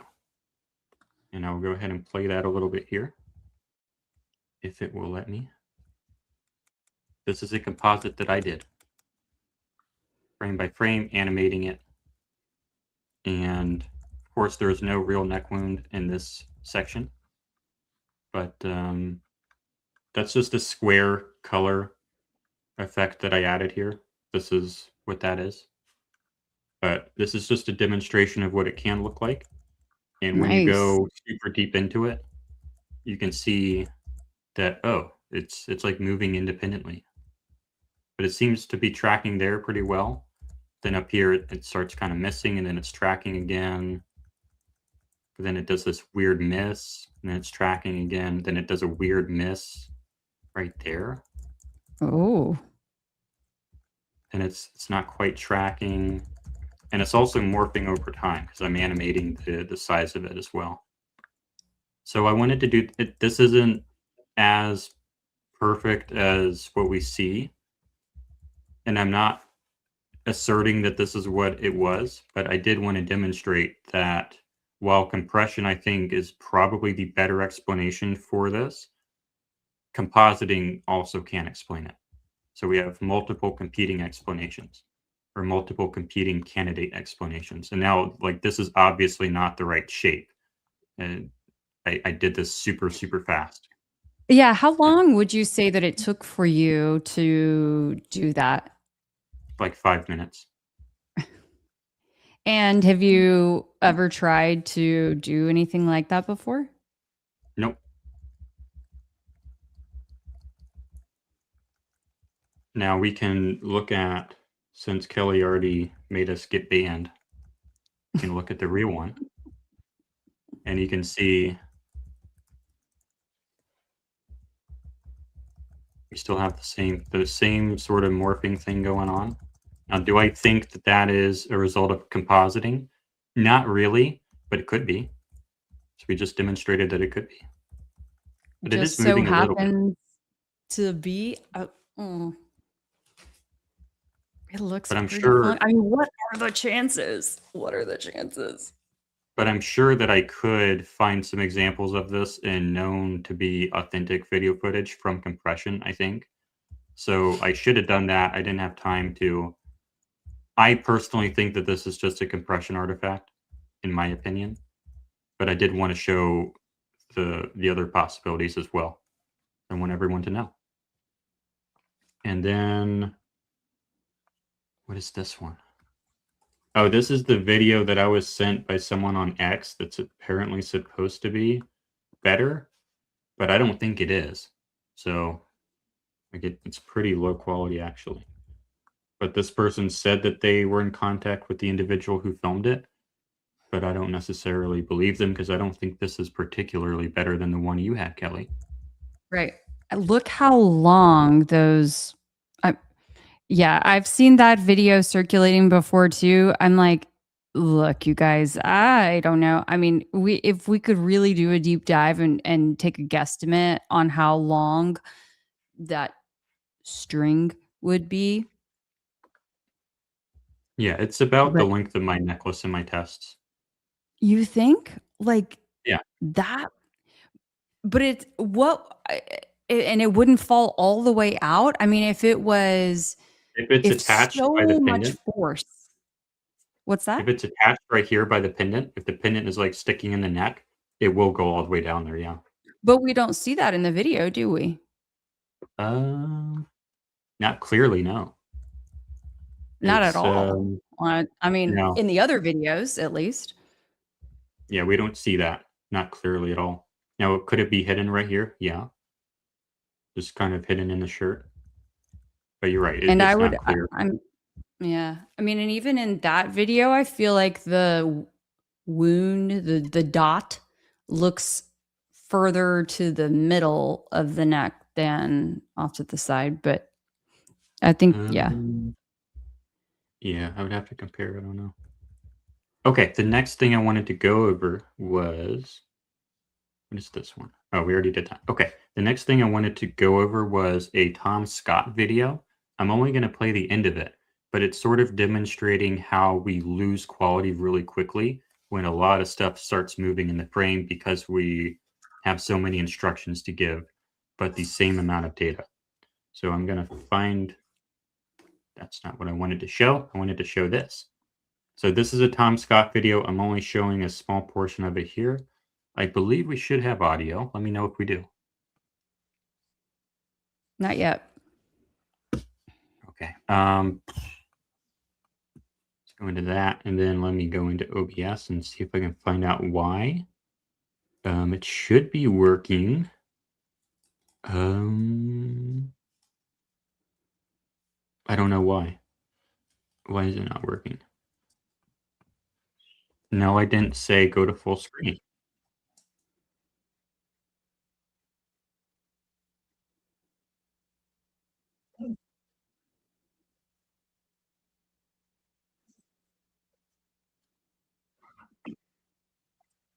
Is it working now?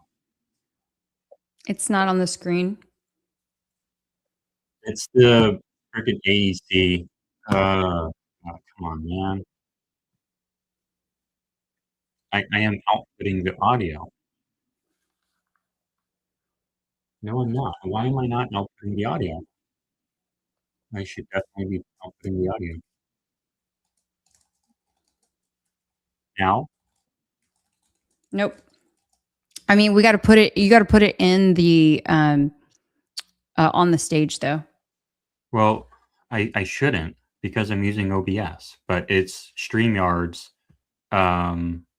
thing that is breaking it because it has an acoustic echo cancellation that is interpreting that as echo. So it is deleting it. It is removing it from my OBS stream. Share screen, entire screen. This one, also share system audio. Yes. To tell StreamYard, hey, don't cancel out that audio, please. And now maybe it'll work. All right, sorry guys, here we go. I think it'll work now. Put detail back in. So even if you're watching Is it working? Mm-hmm. Yep. the best quality you can, what you're seeing now is still the limited version. This is 200 kilobits a second, 200,000 ones and zeros going over the wire every second. Doesn't look too bad with modern encoding. You might lose some fine detail on the face or my hair or hand gestures, but you can still see what's going on pretty clearly. But now, let's add a bit of snow. And suddenly, those bits aren't all being spent on rendering me. Instead, they're also being used to track the stuff that's flying around. It's chaotic. It keeps changing direction. It's complicated. So just saying, move those pixels here won't work either.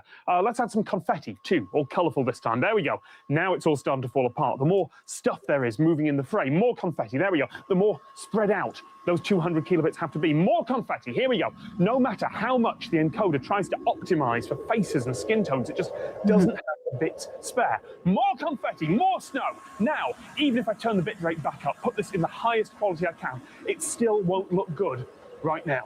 I don't know why I'm yelling. I'm adding the wind noise in later. But it's not really about the confetti itself, though. It's about the movement. If we freeze all this stuff in midair and just make it a background, over the next couple of seconds, the quality of the video will come back.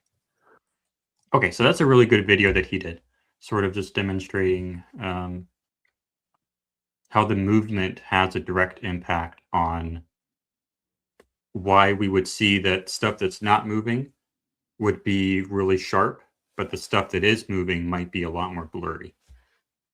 Okay, and now I'll look at my notes here. Yeah, so like when the shot goes out, when Charlie's moving around, that can cause the blurriness to go up because he's moving.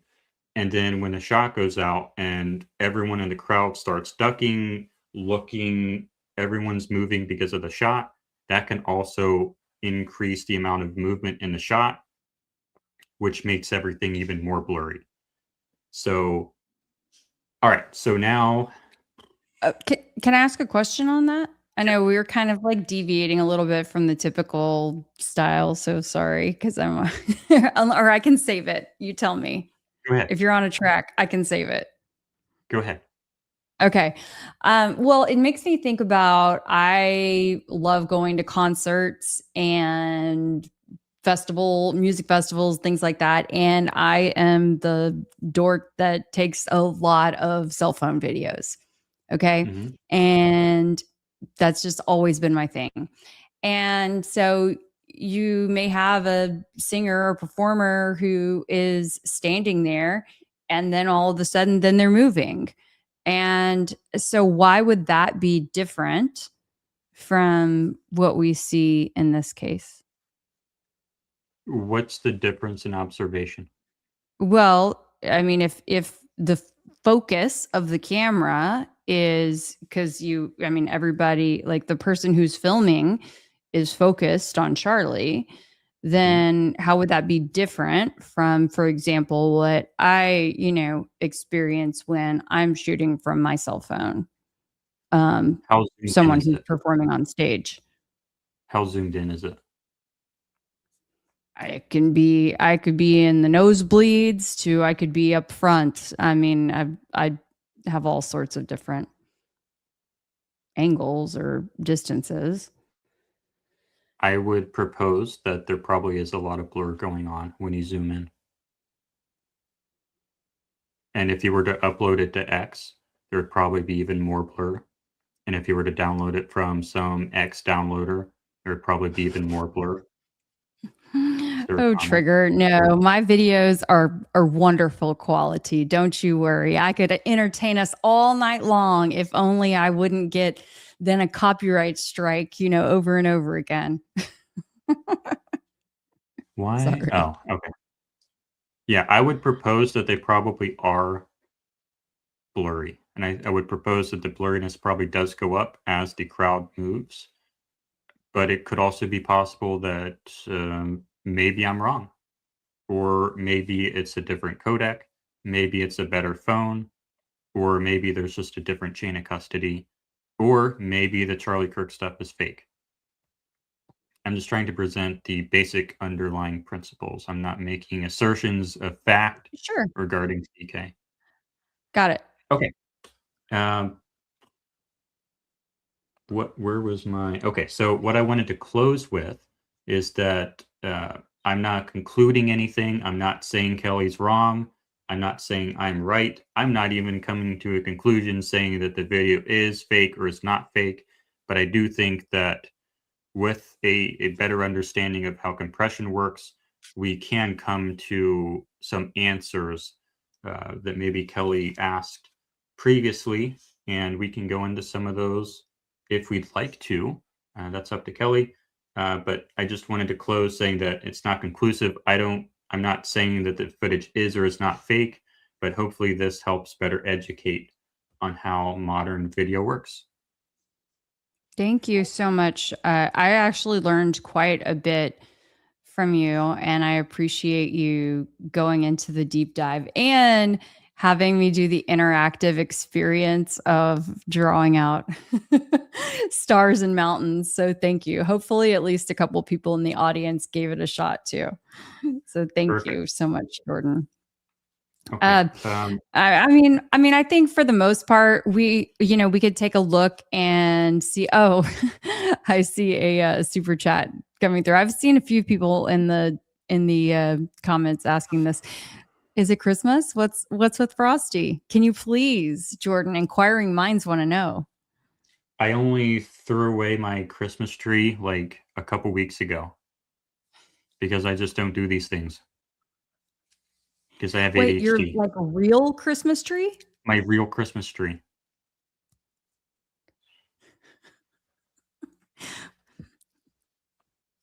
Was it still? I mean, were you still like watering it, or had all Yeah, of the pine it was still needles green. fallen off? It was Most still of them green? fell off, but it was still green. I watered it. Wow, But yeah, that's why. I just don't feel it's like getting the impressive. boxes out again. Love it. Yeah, I mean, before you know it, it'll be time. Yeah, it took me to May last year, I think. Man.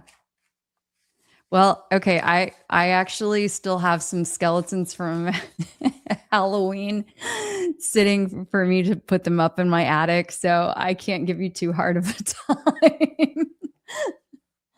I'm like, I need someone to help me so I don't fall. That'll be my demise, right? Is falling from my attic with my skeletons. Mhm. Oh Okay, goodness. so Stay I did frosty. make some what is like Thank you, Charlie. the most damning piece of, I guess, question you have about the footage that seems the most fake? I mean, I think it's collectively, like with so many things. If it was just one, and these were just so really when I started looking, I started at the archive, and I'm like, okay, I'm just gonna start at the top. 1, 2, 3. I was finding question marks to me in each of those. And so then I just scrolled down and I picked number 17 because I knew I couldn't, in preparation for this, go through every single one of them. So yeah, I mean, I think the fact that I just picked 4 videos that are on the Internet Archive was quite concerning to me, coupled with the fact that UVU has this program. And again, that's not to say that it is there, that I'm not pinning anything on them at this point. It's just, as I say at least, these aren't just may not just be coincidences. When there are so many things, they start to feel like coincidence. I did want to ask you about the UVU stuff, and I know that they haven't Sure. had time to respond, and I want to be respectful Mhm. of that. You said that Mhm. they made some statements about how AI videos can have an impact on public Yes. opinion. Yes. What did they mean by that?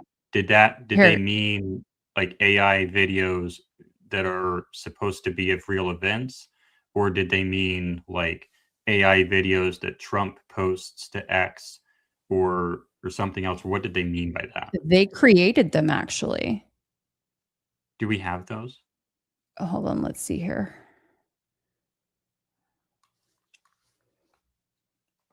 Let's take a look. You want to do screen share?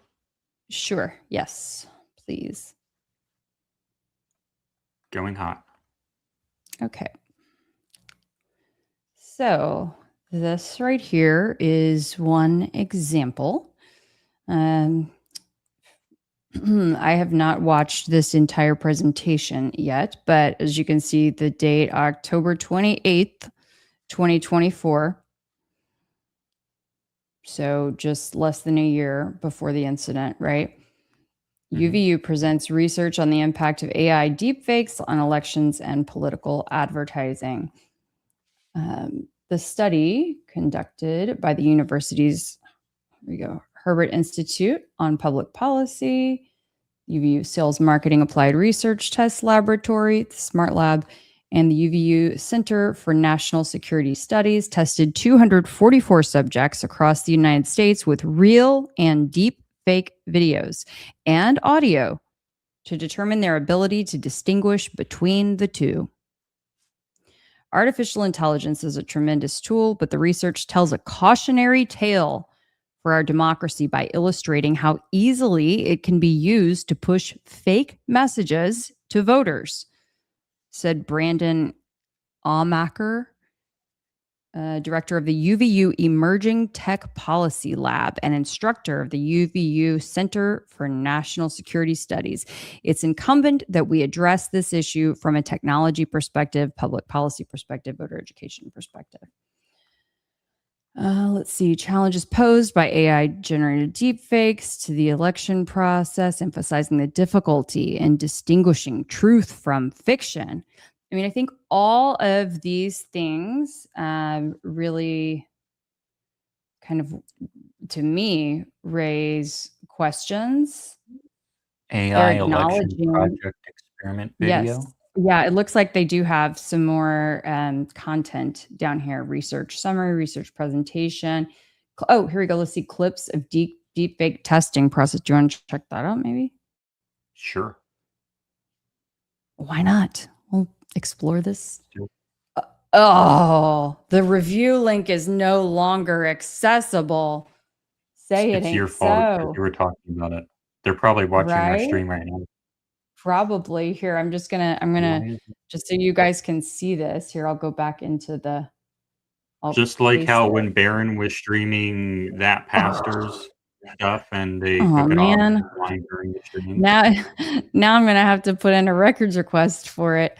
But literally, this is what it says. Oh, come on, man. Boo. Well, Did you see we it know it before that? exists. No, but we know that it exists. Mhm. We know that it It's James's exists. fault. Come on, James. Right. Okay. Yeah. The experiment video. Let's see. How about this one? How about this one? Oh, okay. Hold on. Okay. Let's see what this will show us. Let me get into this frame. Aha. Hey guys, I'm Julia, a student experience specialist here on campus. Today I want to talk about the potential of transforming the available space in the new engineering building into a rest and meditation area. Now I know it's not just me, but a lot is happening in our lives between school, studying, work, social life, and more. It can leave you feeling exhausted, and having a nice, quiet environment where you can unwind without having to leave campus would be a game Is changer. this an AI video? This place would be stocked with sleep pods, hammocks, a lounge area, and dedicated meditation and Oh. prayer rooms. Yes, this A is the designated rest area experiment. would be a space where we can step away from the craziness Is this of campus video that life, we're watching even if AI? just for a little while. I believe so. It's a place to decompress, reduce stress, and recharge. Because which it is said something it's we the all need, experiment version. especially when school becomes overwhelming and intense. Studies have shown that short naps and meditation can significantly improve focus, reduce stress, They have it and enhance unlisted. overall well-being. By providing a dedicated area for relaxation, we can create a healthier and more productive campus community. In our fast-paced academic lives, it is crucial to have a place where we can recharge our minds and bodies. Okay, I think we get it, right? Wait, so that then video that we just watched is AI. I believe so. So let's see now the next one. This is going to actually be the AI? control. UVU Content Hub.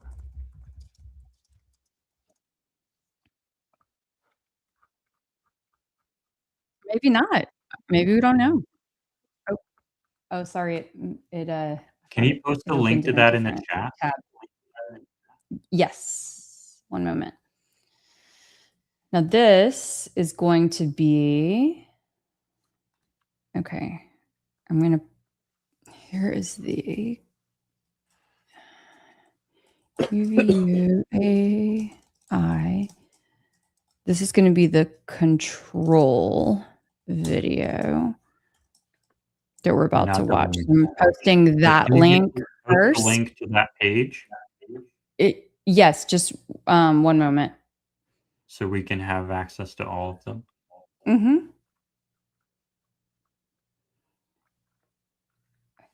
And then UVU AI. Whoops.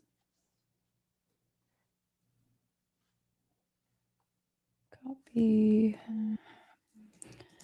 Experiment video. Hold on.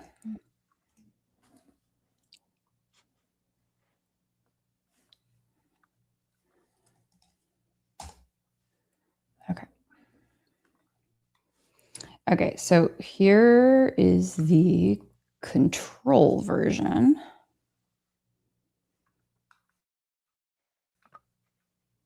Hey guys, I'm Julia, a student experience specialist here on campus. Today I want to talk about the potential of transforming the available space in the new engineering building into a rest and meditation area.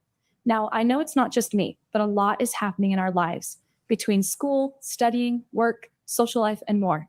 It can leave you feeling exhausted, and having a nice, quiet environment where you can unwind without having to leave campus would be a game changer. This place would be stocked with sleep pods, hammocks, a lounge area, and dedicated meditation and prayer rooms. A designated rest area would be a space where we can step away from the craziness of campus life, even if just for a little while. It's a place to decompress, reduce stress, and recharge, which is something we all need, especially when school becomes overwhelming and intense. Studies have shown that short naps and meditation can significantly improve focus, reduce stress, and enhance overall well-being. By providing a dedicated area for relaxation, we can create a healthier and more productive campus community. In our fast-paced academic lives, I think they're both 1 minute and 22 seconds. I'm only stopping it because you guys, I think after 1 minute, you've probably seen enough, but Yeah. interesting, right? I mean, So I I guess wish we that's the could real one. have access to, the whole thing of clips of deepfake testing process. Mm-hmm. Let's see if they'll let me download this. Oh, let's see their little Software is presentation called here. YOLO.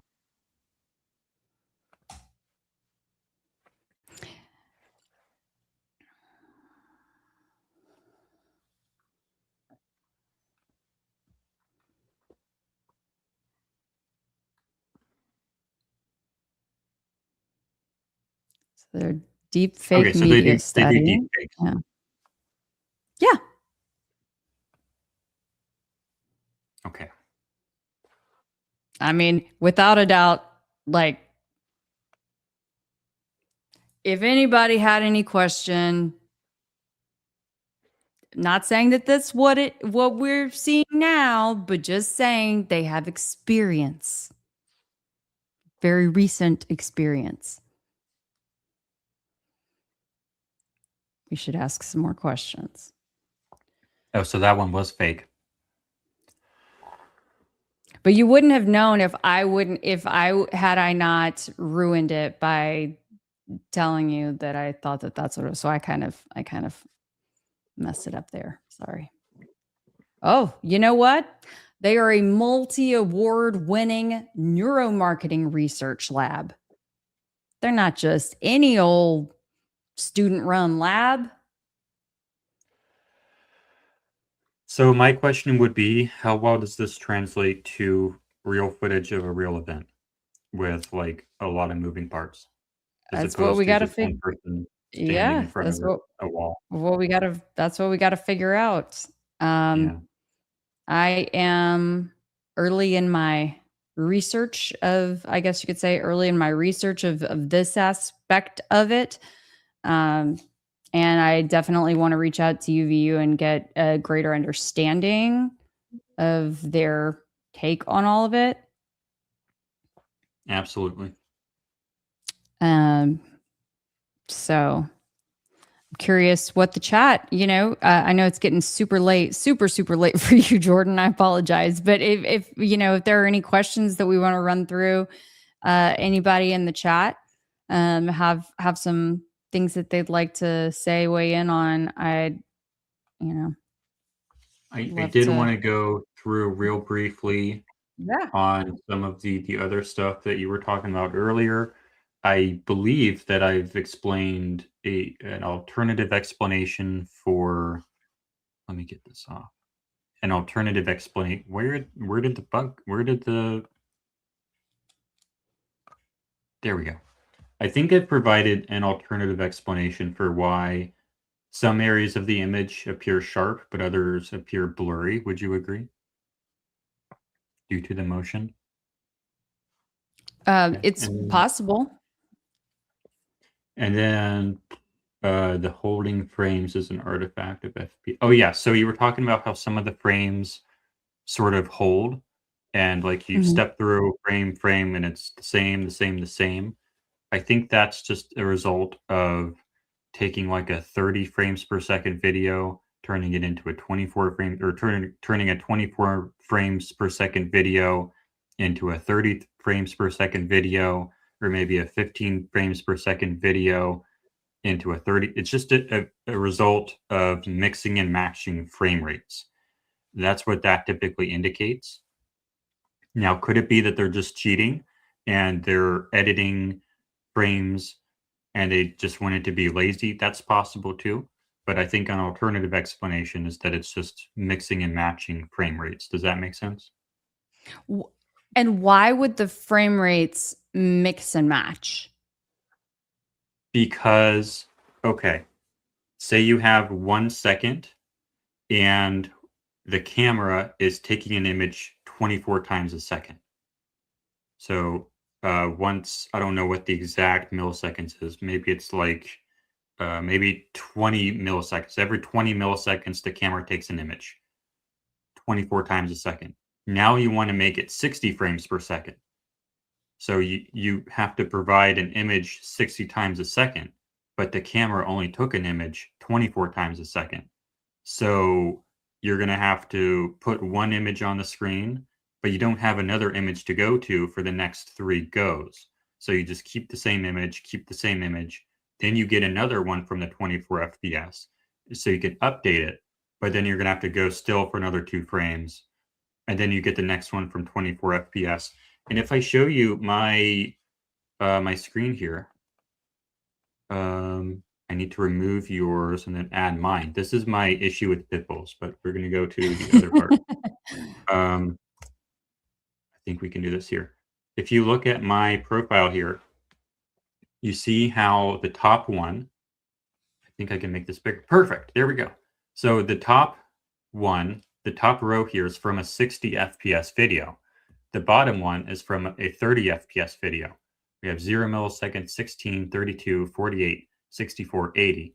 The 60 FPS has a new frame every single frame, but the 30 FPS one has a frame, and then it would have a duplicate frame because there's no image taken at 16 milliseconds, but it does have a frame taken at 32 milliseconds. So it has a new one to update there.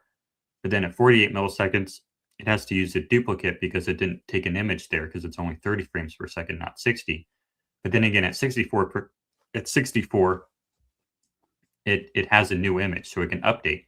So you're going to see new frame, same frame, new frame, same frame, new frame, same frame. Just because if you were to put the 30 FPS into a 60 FPS timeline, that's what it has to do. Now, if you're seeing new frame, repeat frame, repeat frame, repeat frame, then new frame, I don't know exactly what would lead to so many duplicate frames.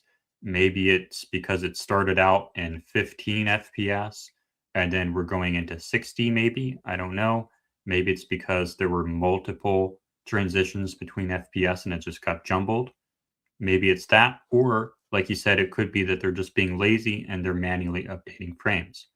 But I think this serves as a possible alternative explanation. Okay. Yeah, thank you so much. Jordan, I have to tell you also, the chat has given you a ton of compliments tonight. Okay. I mean, I don't even know how to pull them all up because there have been so many, but lots of people complimenting you on your style. Yes, this no evening. yelling. There is no yelling on this program. Unless I'm talking to Clyde and Max, then maybe there's some yelling. Maybe a little elevated. But definitely not to Keli, because Keli is my co-host. All right. And you're just T generally not a yeller. Come on. You're not really a yeller. Like, who, me? you have respect for Yes. folks. I was yelling at someone about pit bulls today, and there were some F-bombs exchanged. But that was because someone literally jeopardized my life yesterday, and I did not appreciate that. And I think that is an appropriate use of profanity, but not on this show. Okay, so there was a comment made about the T on turning point on the backdrop on one of the videos suddenly getting blurred. Do you remember that? The T suddenly was blurred. I don't recall the T necessarily getting blurred, but I do remember identifying that it was tea, that there were tea bags inside the Starbucks cup. No. All Okay. that. We're not on the same page. Oh, the letter T. The letter T. T. Okay. Yeah. Sorry. I mean, because, with Charlie, he always had his little T sitting right there that, in fact, they made it. Sorry. That's okay. Here we go. This T right there. You had commented that in one frame it seemed sharp and in the next frame it seemed blurry, right? Yeah, it happens in a couple of the videos. I would propose, I'm not asserting, but I would propose that that's because there's more motion in other parts of the frame. And so maybe it had to do a new keyframe. And because it had to use so much of its data for the instructions and all the other movement, maybe the sort of bandwidth for that part of the image had to be reduced to compensate. That would be my explanation. I think that's probably the best explanation, or maybe there's some other aspect of compression that I don't understand. That's what I would propose. I'm not asserting it to be fact, but I think it serves as a reasonable alternative explanation. And then with the freedom, like with the magnet, I think I've gone over this before. And you know what? I'm gonna. What's so interesting to me as I'm sitting here thinking, if it were I won't name any particular names, but a popular female Hollywood, celebrity or socialite, right, standing in front of a step and repeat sign, something with, words behind her, something like that. And she's standing there and she quickly turns and walks away. And there's a little bit of distortion, right? Somewhere around her. I'll tell you what, people would say right away, oh, well, she edited the video to make herself look a different way. Mm-hmm. I just want to throw that out there because that is the perception from a lot of folks.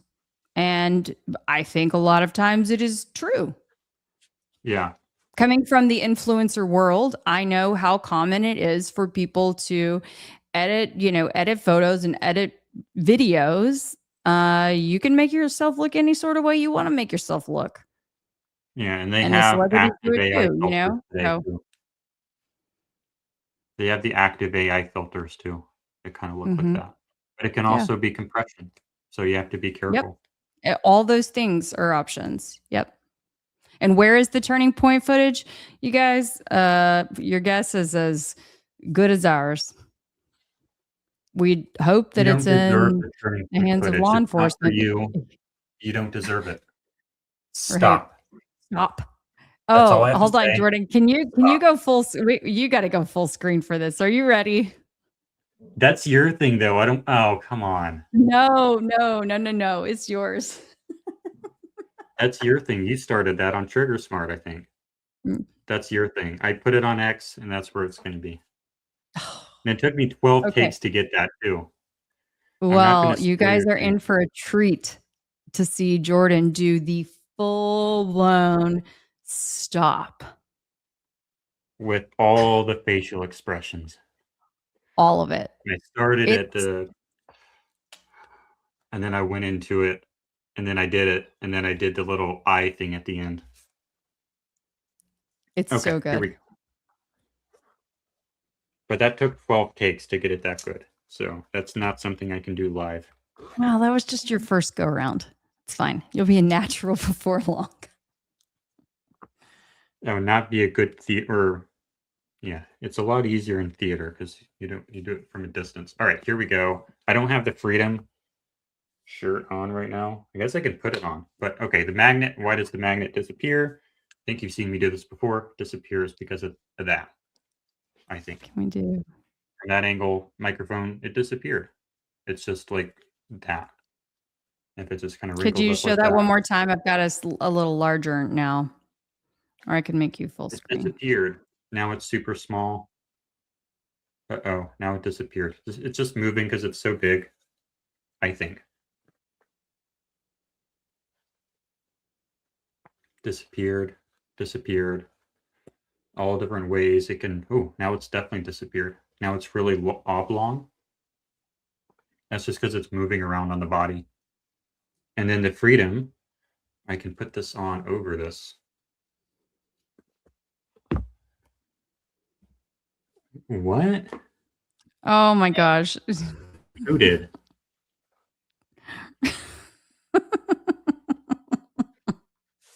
Oh, the girl on the Hollywood sign?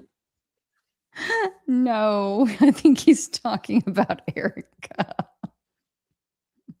Oh, do it? Oh, no. Oh, goodness. Here we go.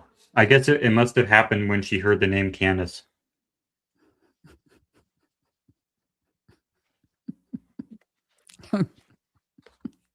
I've said enough. I've said enough to piss off enough people for one night. It's all you so from now, here. Why? Oh no, look, the Freedom disappeared. Let me try to do it again. There's a special way you do it.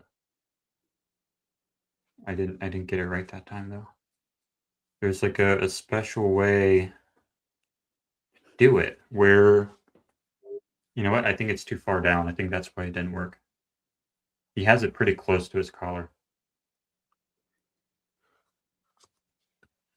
But like if this microphone, okay, now it disappeared. It's not working right. But I did it like, I'm pretty sure I did it with you some other night. Wasn't there some other night, some other? It was kinda, you know. I don't It know was why a it's good not working, but halfway there. I don't know why it's, hold on. But I think the reason the F disappears is because this thing is twisting and turning and causing it to kink. There we go. I don't know why it's not working right now. I think we did it with 9/11, with US 9/11. Hmm. I think that's when I did it last. So it was only 1 week ago. But it was something like that. I think it's just move, like, it's just that. I don't think it's like CGI. This isn't the best demonstration, but I think it's just that. That's my explanation. But the Yeah. audience we're not going to fight over it. The audience can Yeah. decide. Right. Okay. Here we go. Trigger says, tell Jordan it's right. It's just the lighting. Everything's just the lighting. But of course, Trigger says there was a whole lot Trigger says it of was exploding microphone. stuff too. Yeah, He says a lot of things. All right. Trigger's gonna be like, I'm out of here. We love you, Trigger. There is another one that you called the Hot Mess Express. I think that was due to, do you remember that? Oh, I mean, it was all hot. I call a lot of things Hot Yeah. Mess Express in There this was like a case. cluster of stuff, sort of super blotchy that Oh, looked yes. really weird. Along the Freedom. Mm-hmm. Yeah. I think that was because remember when I showed you, can I put this back up? When I showed you how like it renders things out in blocks. Like it'll render this out, it'll render this out, then it'll render that out. It does it in little blocks like that. And so I think when you have multiple of those intersecting with a lot of movement inside them, I think that can be a contributing factor to some of that blotchiness. Not going to say that's definitely what it was again, but I think that blotchiness and the squareness of it, and like this square looks one way and then the square right next to it looks a different way, I think that's consistent with how video compression renders things out in blocks. That's what I think I see, but you can obviously see something different. All right, that's the end of my Kinglet, thank you so much. Oh, I apologize, Jordan, for talking over you. Ruby had a beautiful comment here. So grateful for different perspectives, being respectful to one another. Y'all prove it's possible. Keli, Jordan, and Trigger. Absolutely. Thank you so much. Thank you for recognizing that. Yeah. So that's the end of my list that I wanted to talk about, I think. Yeah, that's the end of my list. I don't have anything else. Do we have questions to get to? I starred some of them. This person. Yeah, there's no bickering on this channel. We talked about Frosty. It was, if I was psyoping Americans via CK's fake death, I'd preemptively anticipate releasing video as a counter to manage the public perception. I guess so. I wouldn't, but maybe someone else would. That's only Okay, because you don't think that way, I mean, there are plenty of devious people out there, Jordan, who think maybe it's 'cause I otherwise. have character and other people don't. Peter says silicon skin had small square outlet with crossed score marks down the middle. Red dot is likely covering that. I don't think so, because if that were the case, we have, unless Charles McClintock is in on it and he's editing photos. I don't want to assume that though, but I think that we have the super high definition photos, so I'm not inclined to think that anything like that was going on. Also, because we have the shirt behavior, which indicates to me that they were cutting the prosthetic with this device.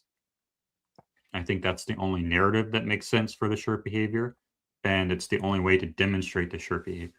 So I'm not inclined to think that they had score marks or anything like that, just because the prosthetic appeared to be perfectly intact, and because we see what I think is an obvious cutting mechanism external to it. What do you think, Kelly? I mean, you're the one who has worn and experimented with various devices. So I feel like you probably have the best expertise on this, but I am rather skeptical of the Charles photos, even though I have not had a chance to speak to him one on one. There are multiple reasons why I have just, the jury is out for me on that one. I feel like it took a long time for the photos to initially come out. They have, the collection, I think, has changed multiple times actually on the website. And so, yeah, if you go and look at it, it has changed. And so I don't know. And it's interesting to me how like went from not being involved with them to then being involved in many of their Everything. subsequent of every what felt like nearly every subsequent TPUSA event in that area after. So those are the kinds of things that I keep in mind. Trees stand. Okay. Tree stand says the word violence nearly forces a half smile. Violence. I don't think so. Violence. I think he had enough time to go back to a resting face. Maybe a little bit, but not enough to be like that he was doing. Try to say it with your corners of your mouth. I don't agree. I think that was a grimace. Violence. Yeah. Dave says, if we're talking suspicious stuff and fake video, have you looked at how relaxed, nonchalant, and not panicked the bystanders are when the suspect is leaving the scene from the rooftop and running away? If they're talking about the people in the security cam footage from behind Losey, I think that's because they didn't know anything happened.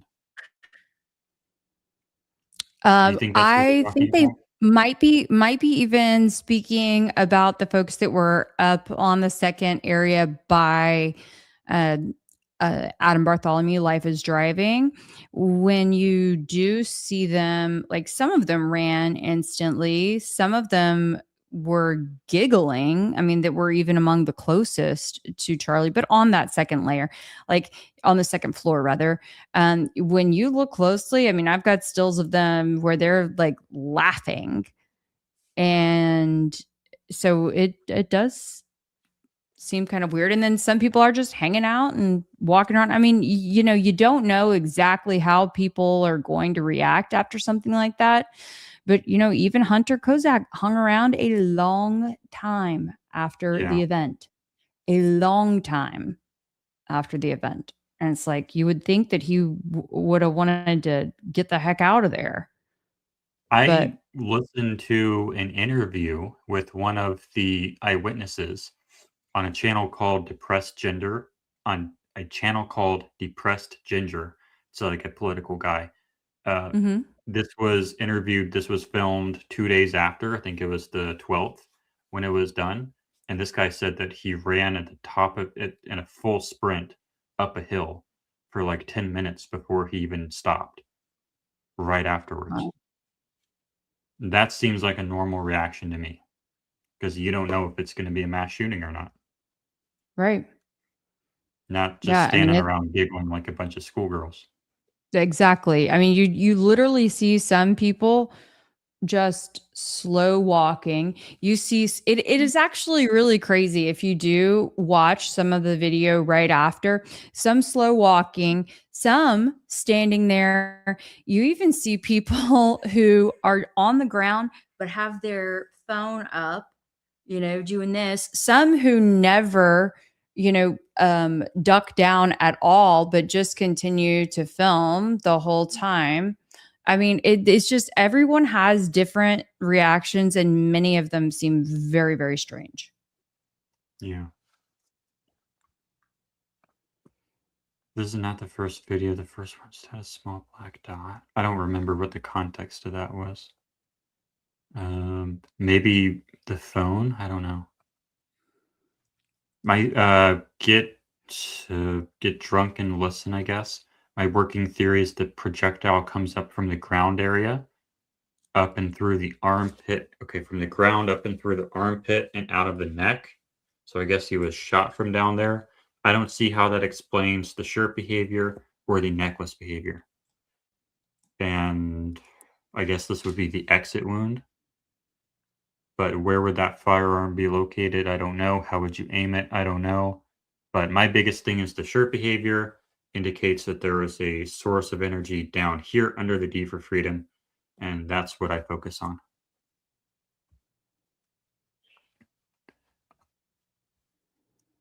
Shellbell says part of the distortion under the mic is the cord.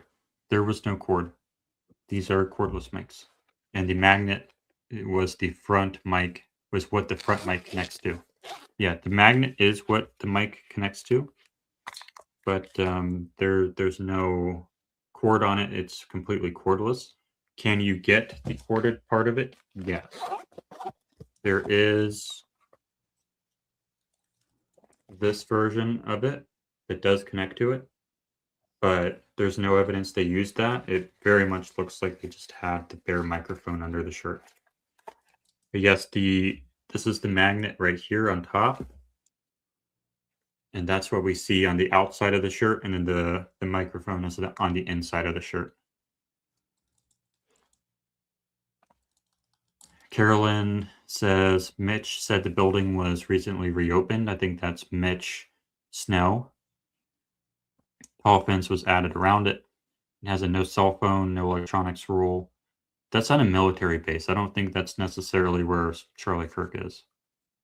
Kids and dog are with him. Maybe, but I mean, I think it's pretty typical for phones, for there to be dead zones with phones, electronics on a military base.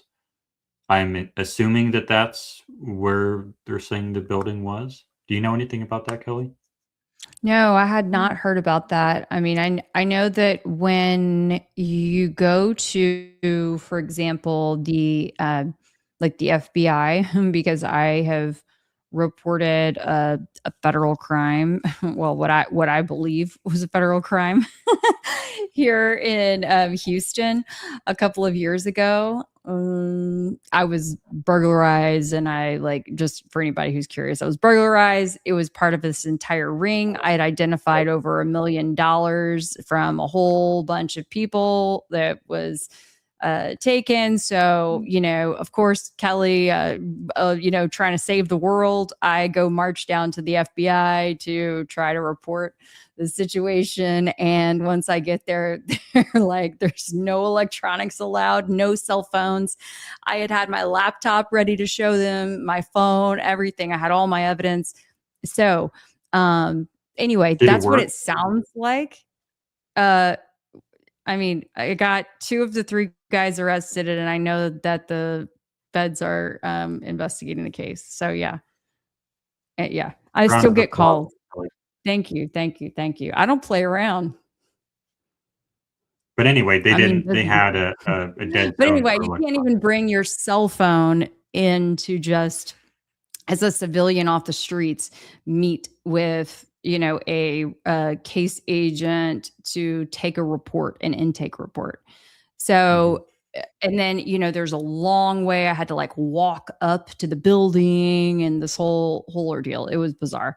But so that's what it sounds like to me. If that's the case, it sounds very strange. And maybe they justify that because of all the electronics or you know, special stuff that they do there. I don't know. They don't want bugs. Yeah. I mean, and in theory, right, we wouldn't want that if that's in fact where our military is testing the most high level, top secret stuff. You don't want someone who's potentially a spy going in there and stealing our military secrets. So if you look at it from the flip side, like, that's justifiable. Yeah, I don't think the no cell phone, no electronics rules necessarily evidence that that's where Charlie Kirk is. Yeah. But maybe it is. We don't know. Yeah. All right. Prescott Valley Girl says some say those tiny drones are what did the job. We have to get that indie lady on. I keep saying it. I think we keep trying to reach out, but maybe she'll come on. But I think we should have her on. Mm-hmm. Richard says there's a guy in the crowd rehearsing his reaction. I think that's Hunter Kozak. Yeah. A lot of people think that. Mr. Turpin says you need to learn about their comms called ATAK. Let me Google that real quick. You know what comms they have? Not off the top of my head, no. Android Team Awareness Kit. Military ATAK. I wonder how much it costs. Well, that looks more like military stuff, so I don't know about that. I'll have to look at that later. But I think they just have like normal, like Walmart style comms. That's what it looked like to me. Maybe not. I don't know. Thank you for the super chat, Shepherd's Tone. Says good work. Well, thank you. Thank you. Thank you. We have an exploding microphone theorist on here. Do we know who this is? I don't know who this is. But I'm looking for anyone, and I think Kelly is too, anyone who is willing to defend the exploding microphone theory. I've personally debunked it many times. I know that Kelly is close to the primary supporter of that theory, but he will not debate me, unfortunately, despite many attempts. But anyone who will come on the show and defend the exploding microphone theory, please let us know at tryandproveit@gmail.com. I don't really accept the excuse that, oh, it's not my theory, it's John Bray's theory. Well, John Bray doesn't want to debate. So anyone who will defend it, please let us know. All right. Because I do not agree with that. And I think there's a plethora of reasons why it is physically impossible. This person says they have an electric shock device. I think that's possible. I think that might be how the head moves down so quickly. I think that's possible because last week we had US 911 on, and he presented the idea that I can't get my head to move down fast enough, which is valid criticism. And I think that this electrocution, or not electrocution, but this electric shock device could be the mechanism for that, possibly. And I think it could also be what we call a TENS unit, TENS, could perhaps be the little bump on his belly down there. Could also be a blood bladder that's there for cooling purposes, but it could also be a TENS unit. Could different cameras be recording at different frame rates? Yeah, I think we went over that, and we'll let you guys decide what you think about that for the freeze frames. To test what? I don't remember what the context of that was. Do you remember? I don't remember. I'll have to go back and watch the stream, but I think that it was something to do with either the lag of the video or I can't remember exactly. We'll have to go back and look. Christy Whiteside says, no way, that goes all the way down to there on I think that was regarding that really long or maybe even the two that one video that you showed that made it appear as though the strand was so long. Yeah. I mean, my necklace, or maybe when even I do mine, my I test, don't know. it does go all the way down there. So I think it's possible, but we can all have our different opinions. Loving Compassion says, unless he had the cross and metal from his neck down to his pants, I guess it wouldn't work. But that does assume that it is lodged right here somehow, and the entire length of the necklace is going straight down. Charlie's Angels, thank you for the super chat. Is it Christmas in the summer? We've already addressed that one. Yep. Another super chat. Stay frosty, thank you. And then Milnier says, does Blake have original footage or not? I don't know. We're not going to get into that drama. Yeah, we're not getting into that drama. He can go to the drama channels for that. Evil Ranger says, geez, all these raw videos so sus. I think Kelly would agree with you. I would agree with you. And that was only a drop in the bucket of all the Fed slop videos that are out there, you know, maybe AI slop. Maybe that's what I should call them. The questionable videos. Mhm. And Tracy Benna says an investigation is still taking place. I don't think so. Doesn't seem like it to me on the internet, but Does- not with the government. I think I I, had yeah, we had a script that we sort of co-wrote last weekend that where we were talking about how we have the freedom to investigate on the internet, but the government doesn't. They threw that away within 33 hours.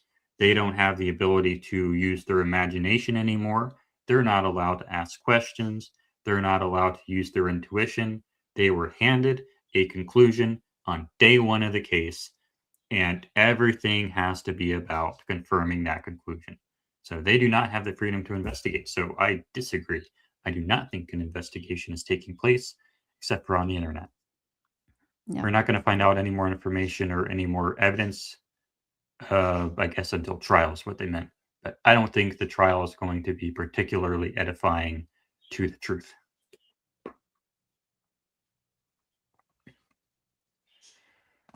Okay. Milner says, my question about McClintock's photos is how does he do them so flawless? Or was there a... Oh, so how did he get such good photos? I guess is what they're saying. I don't think they're particularly good photos. In my opinion, they're not framed particularly well. They're about what I would expect. I can show you. I think there are some pretty good photos. If I can get this thing to let me use my monitor the way I wish, I can show you what some really well framed photos look like that were planned in advance. I can scroll down here to this. I think this is what you would expect to see with very well framed photos. This was a theater production of Fun Home, which is a play. This was at a theater I worked at. These are some photos that I would say are framed very well. And pretty much all these photos were planned out. I watched the rehearsals and I planned out which images I wanted and which reactions I wanted. And these were the primary ones that I got that I was really proud of. That's what I would expect to see out of a well-rehearsed, well-executed photo shoot. I don't necessarily see that on McClintock. I see pretty ordinary stuff on McClintock, so I don't necessarily agree. What do you think, Kelly? I mean, I think that it was supposed to look on the fly, but I do think that his photos are quite beautiful. You know, they're considering the fact that there are a lot of moving parts, a lot of people, and the story that I heard, at least, you know, it was portrayed as though he really like didn't even have an official invitation or pressed credentials going into the event and was just freelancing to see, you know, like he was going to shoot his shot to take some pictures, see what he could get because he was interested in Charlie, you know, and following him. And so he did that. And I just think it's miraculous that he was able to get the only pictures really of Charlie being carried out to the SUV.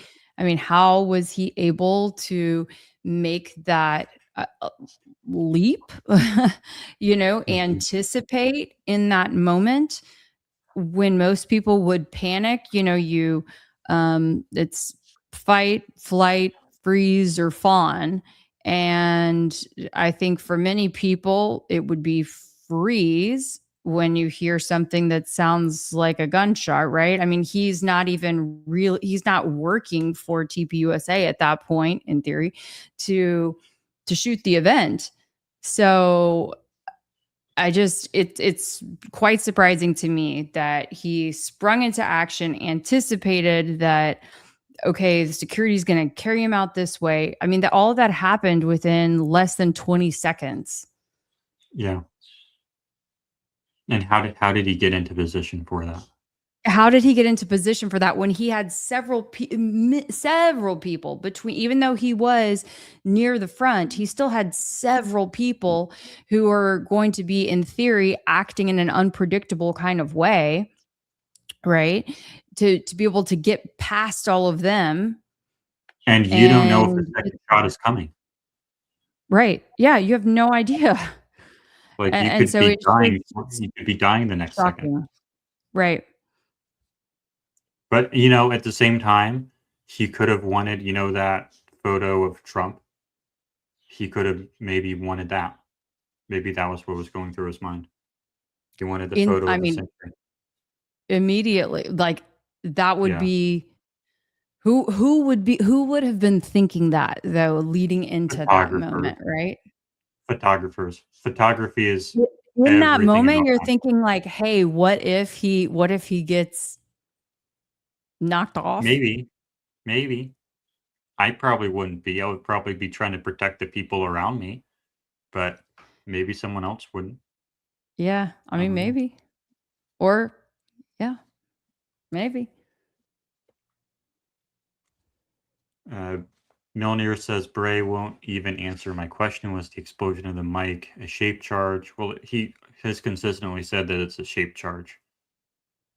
Or because it doesn't act like a shape charge as you describe shape charge. Well, it doesn't act like a shape charge because it's not a shape charge. But I answer your questions. John might, but I do. You're always welcome to ask me questions. All right.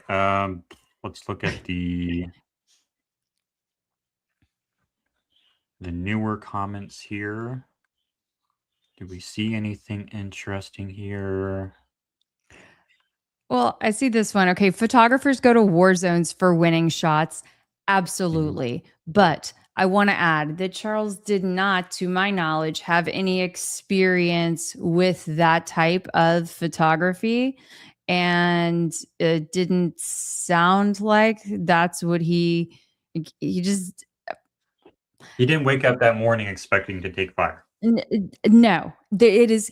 I can tell you, as having 12 plus years in journalism and being around lots of still photographers and videographers in my life, that it is a rare breed to find someone who's on the clock, who is willing to jump into action like on a regular day. Okay. Like, then when we add in that this is a freelancer who is, it's just, I'm just telling you, there are question marks for me. They're not the military type guys who are gonna just spring into action. Not typically, no. Oh, I meant Okay, to it do. is really late. It is really late for you, Jordan. It's like Yeah, it's almost about to 2 hit a.m. 2 o'clock in the morning. This one here, the microphone exploded like I said just earlier. If you want to support that theory, defend it, please let us know. Try and prove it at gmail.com. If you can make a good argument or show us that you do have a microphone and everything, you can come on and defend it. We've been trying to get that done for a long time now, but nobody will defend it. I've asked Trigger Smart, but he won't defend it. But do we have any other ones? This one's long. I think this is to you, Kelly. Great lead that leads to more attention. If UVU coincidentally offers a program specifically for NSS studies, there's almost no way they haven't taken advantage of those capabilities. It's curious. It's curious. I think it's something that merits further investigation. Oh boy, here we go. Please don't answer your questions. You are incapable of my points. Bray says there are 2 explosions. Well, I don't. So, and this is the guy who always claims who always claims it is getting late. This is the guy who always complains that his stuff never gets read. And now we're on the last comment.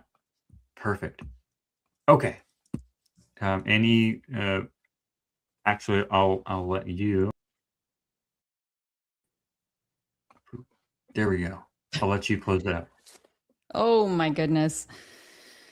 I don't know what more there is to say at this point other than, thank you, Jordan, for letting me share something that's been on my mind for quite a while now. And thank you all for taking the time to look into this with us.